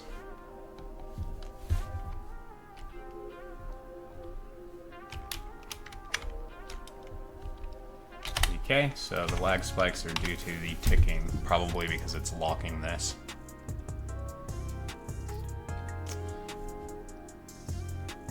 So, I'll undo these changes here.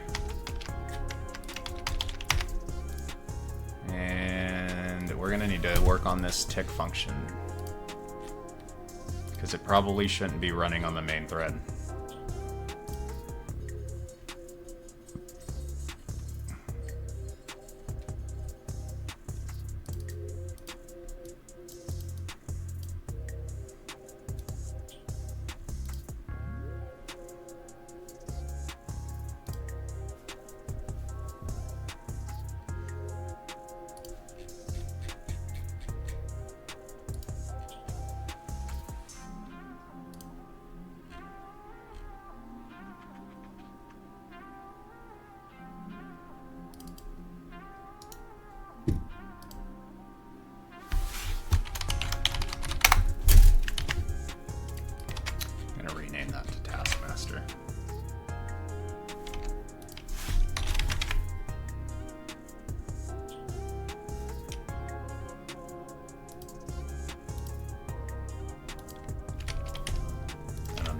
Make sure that it's been changed to chunk, taskmaster, perfect. But the variable names are wrong.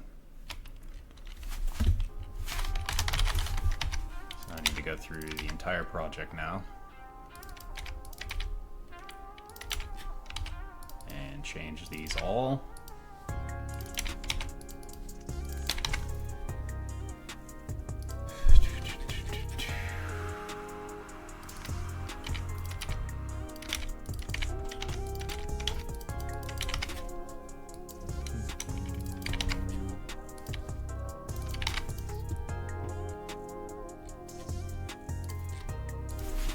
Okay, let's create a class for a thread master. Make this disposable.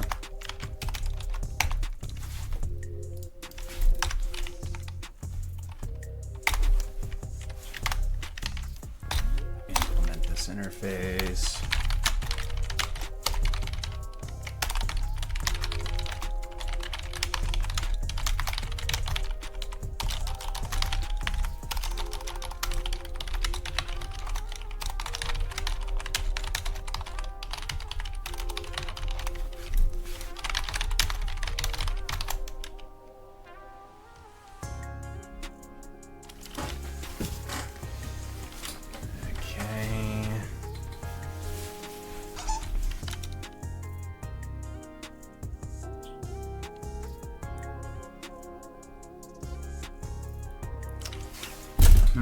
How do I want to do this?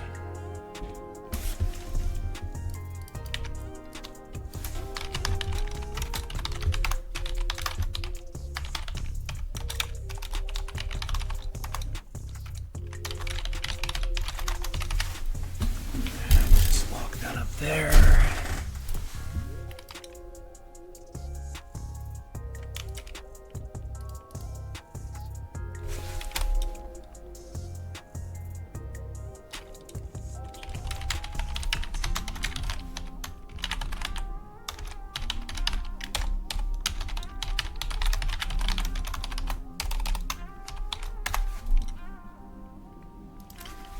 Okay.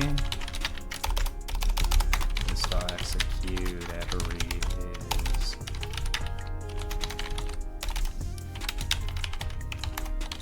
Start executing event is equal to executing event.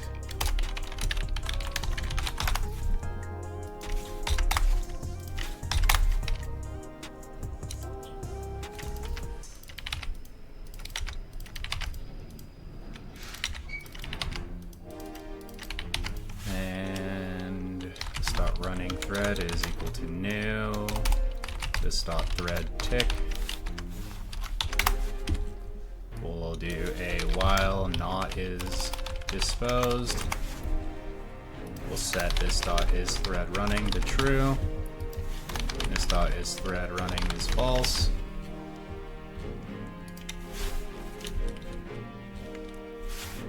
And we'll need a stopwatch.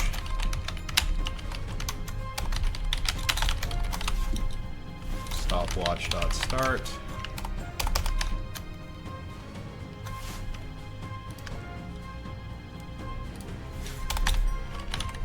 Start new. What the fuck is this?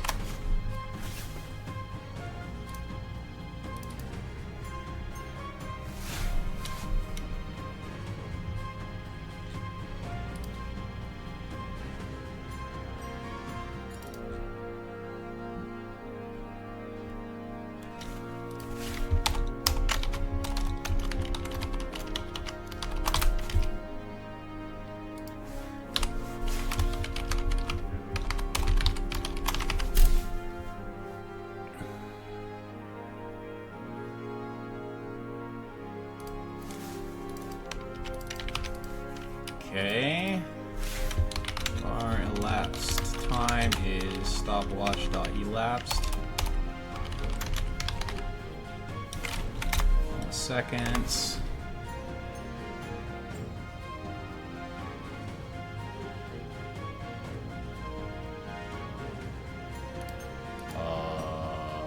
We could actually do this totally differently. We could do thread.sleep, 250 milliseconds. Executing action. Run this executing action. Sleep for a quarter of a second. Or sleep for this multiplied by 1,000 as an integer.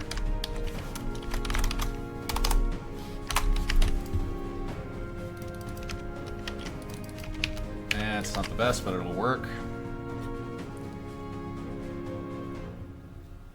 Okay, and in world.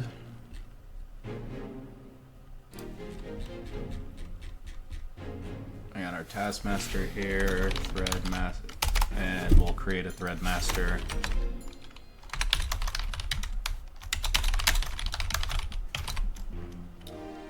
Execute this every 0.25 seconds. This dot tick.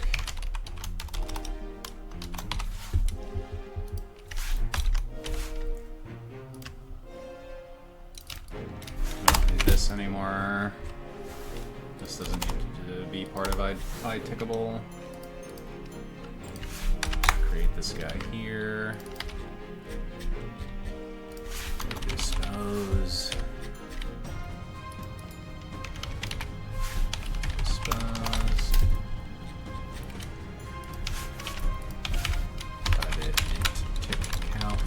Zero.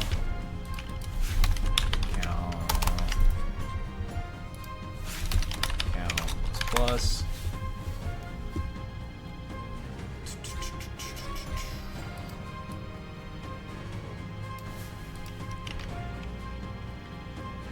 Okay. I think that'll do it.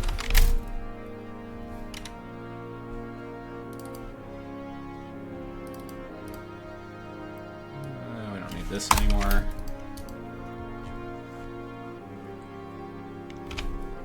And I should probably dispose the world.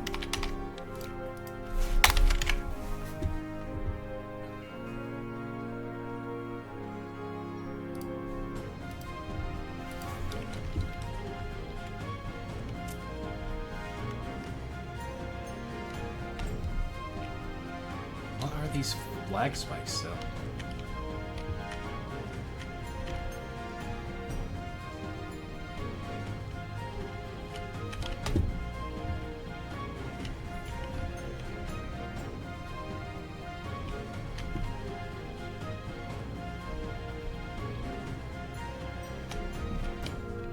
Okay, it's still lagging quite a bit.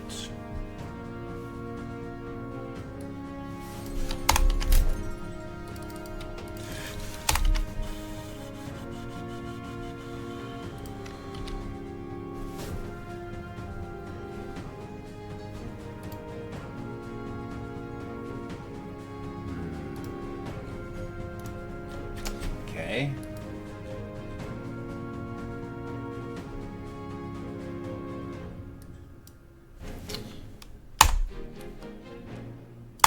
Hide this in here.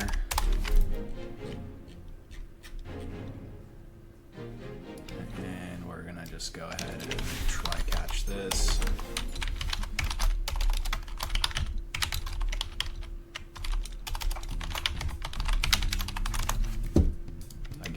If it's queuing it randomly, there's a chance that it can run on the main one. Log exception.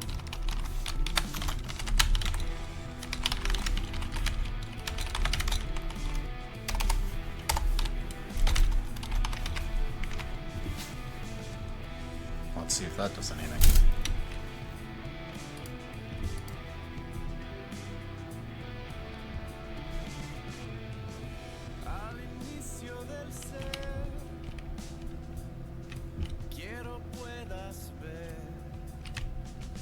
Salimos del suelo y abrimos el mirar al fuego en nuestra mano.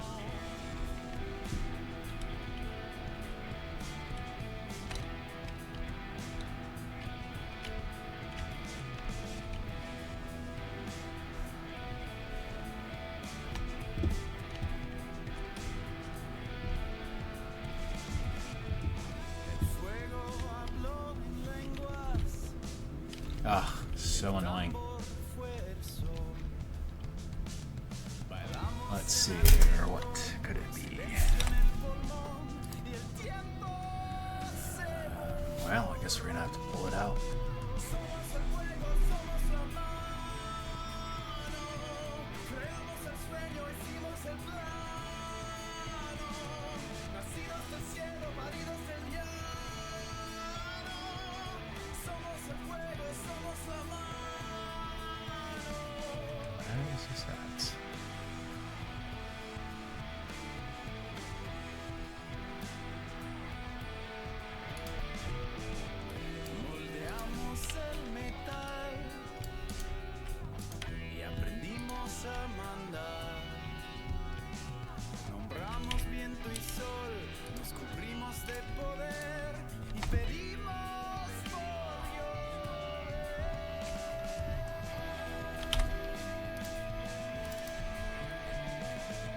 Okay, let's see what's going on in here.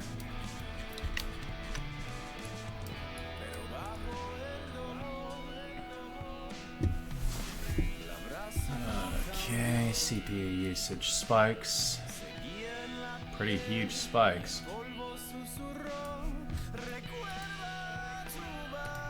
Wish I could zoom in. This one's a huge spike in the player loop.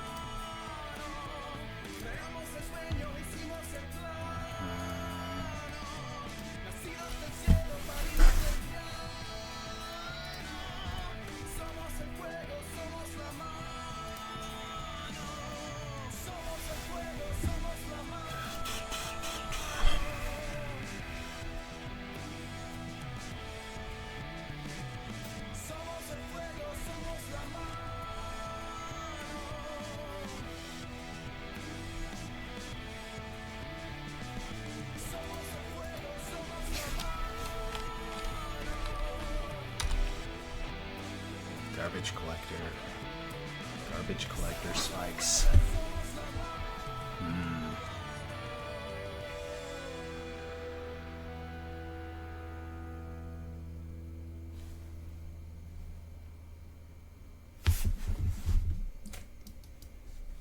Garbage collector spikes it. We're using 13 gigs of memory.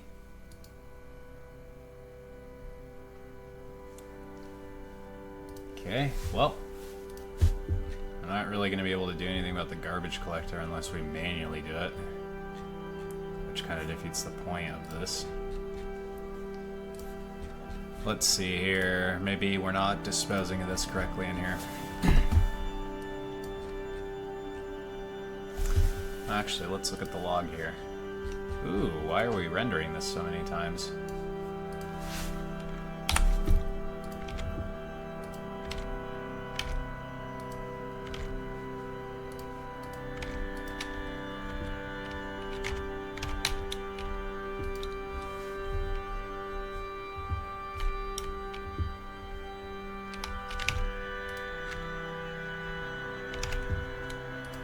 Ah, there's a problem.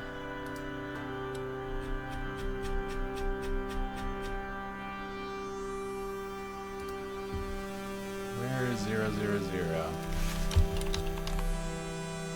Just 1000, huh?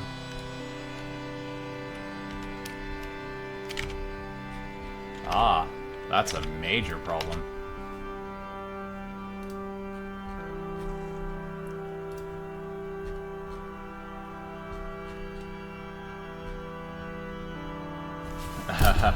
We found the problem. Okay, let's see. Chunk status is none, or it's drawn, or it's generated, and this is modified.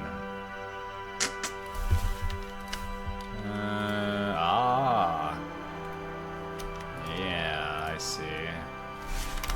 It's modified, it's false.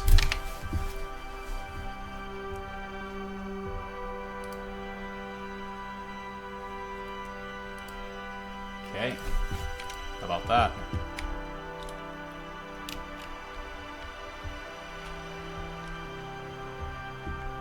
Well, that would explain a lot of problems. Okay, this is running significantly smoother now.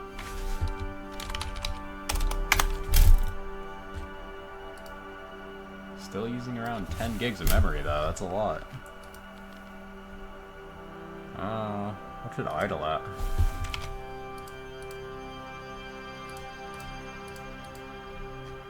Around that.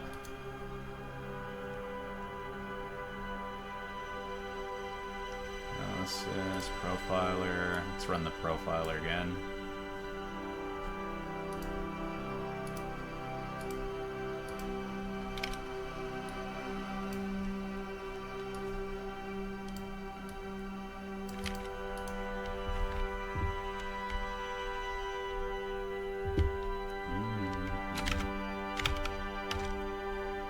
Should have checked that log earlier. Generating, generated, rendering.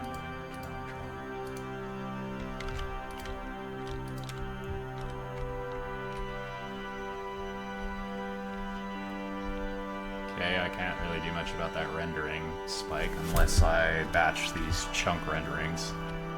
I can already are frame, so we can set that to less than that. What's our memory usage looking like? 11 gigs, damn it.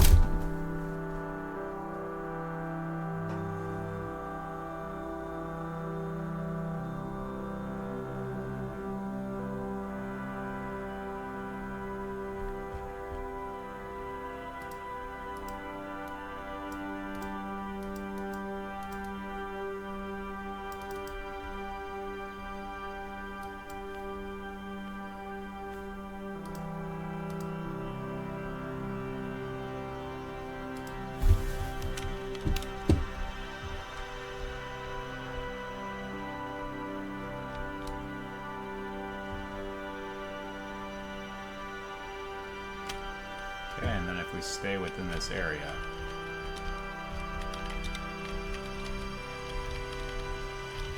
still don't like the amount of memory we're using.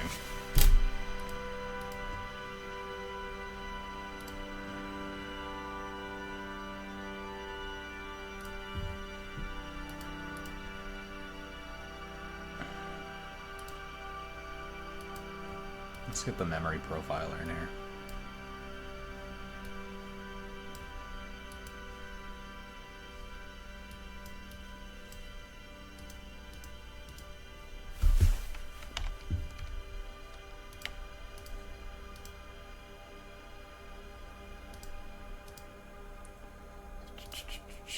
Memory profiler.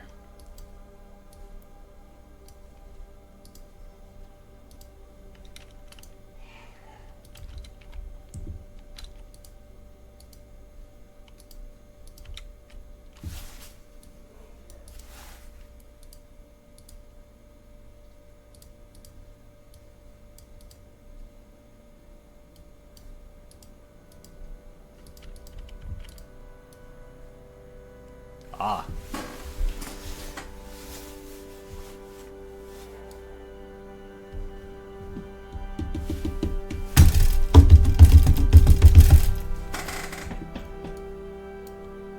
There we go. Alright. Let me pause this.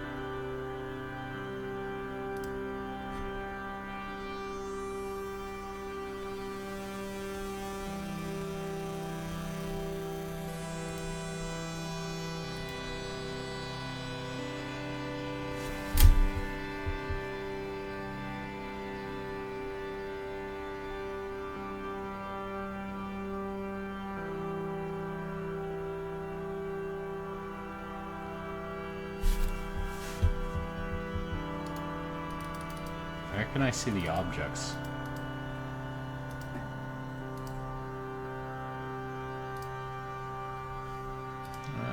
Okay.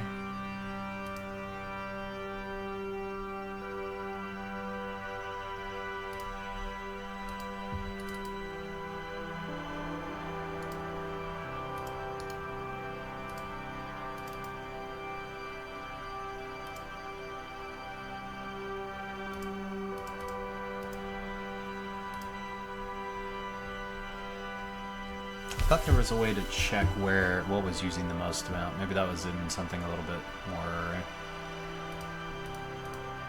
useful. Let's see here. Memory profiler. See.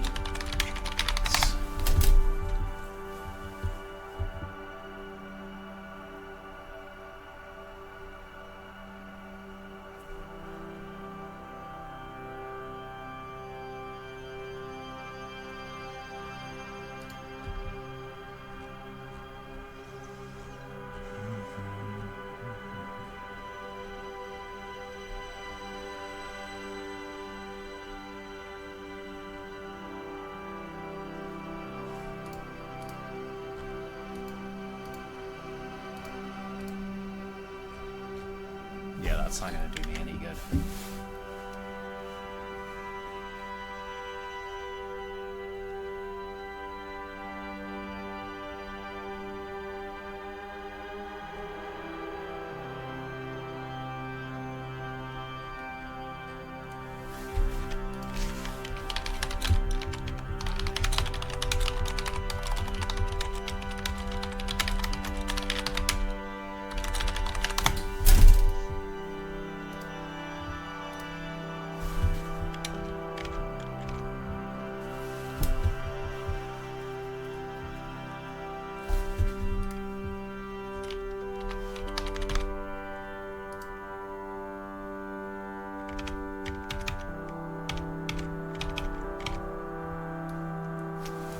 Tree, huh?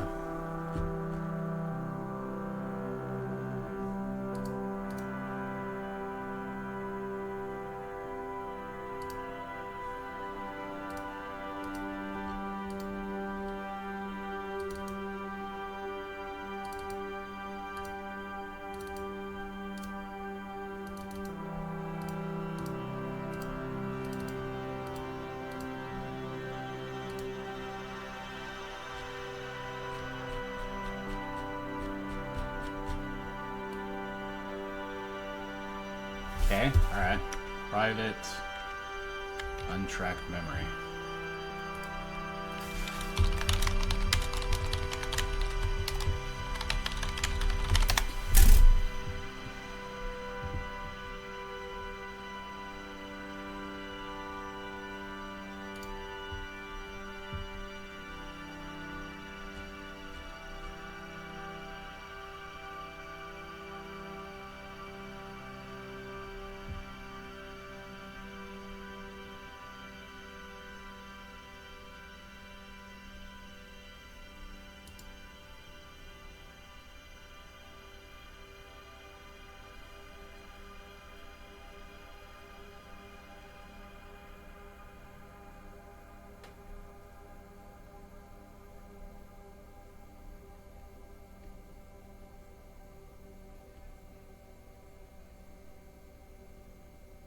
I might have to look into this a little bit further.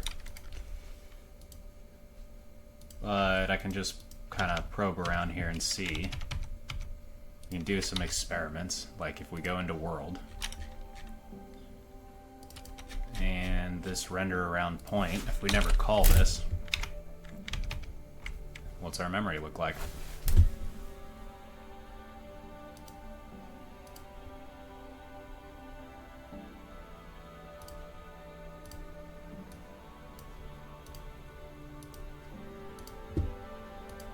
Just run for a few seconds, run the snapshot.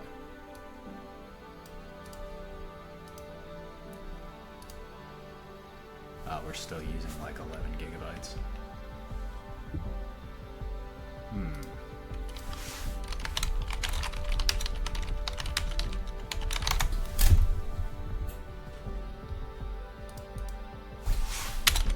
Maybe just the editor uses a shit ton of RAM. Because that made no impact.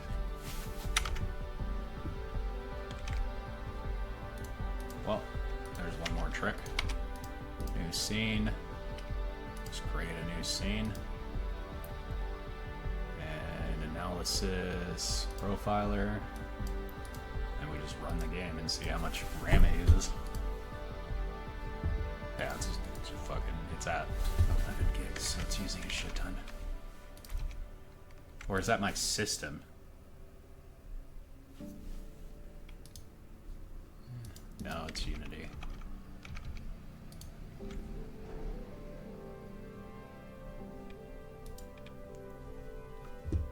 What's it at while it's just chilling?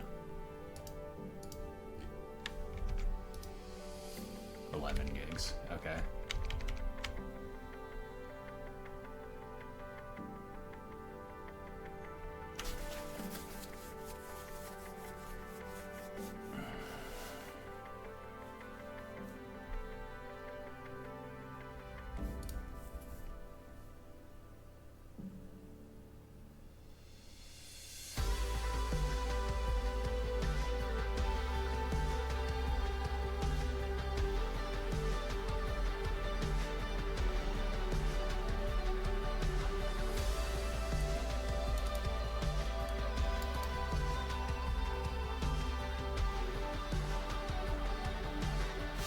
Visual scripting.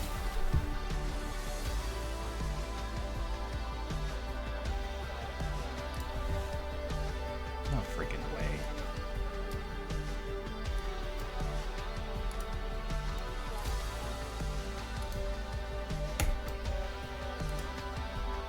Man, I have no use of visual scripting. Unless that's part of shader graph.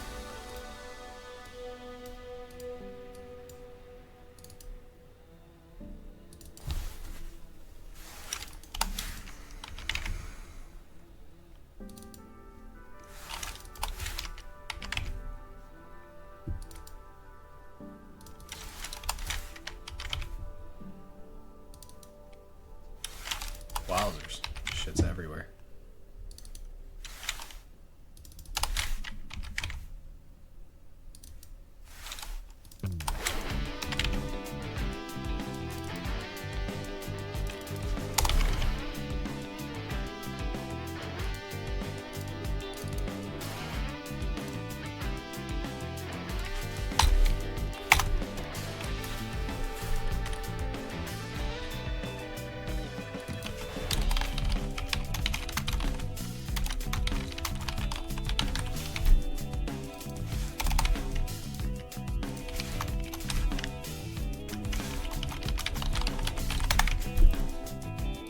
Whoopsies, I probably shouldn't have done that.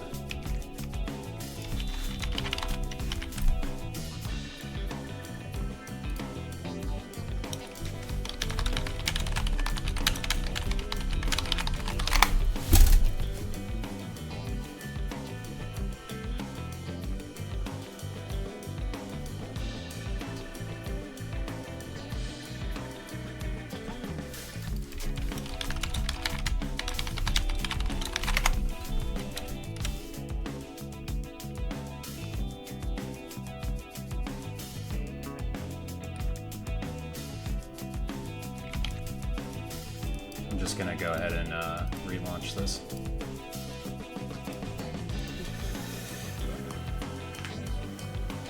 I mean, 10 gigs is shit.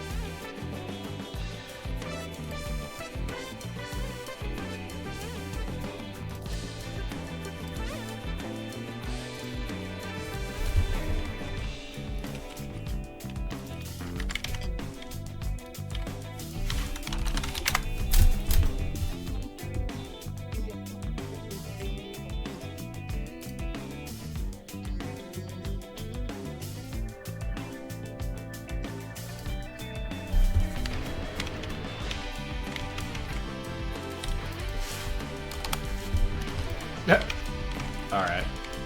So transform doesn't have an add component anymore. Oh well.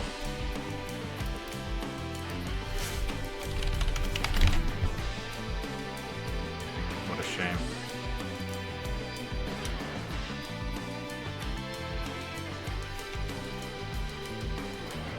Whatever will I do?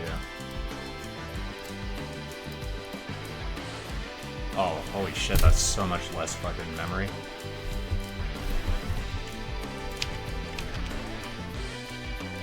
Wow, what an impressive savings there. At the cost of hardly anything so far.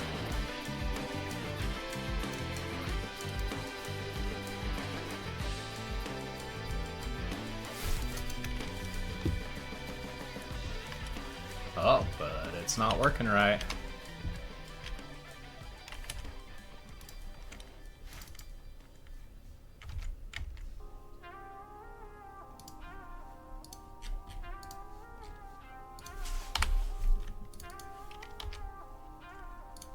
Because I removed this tick function, didn't I?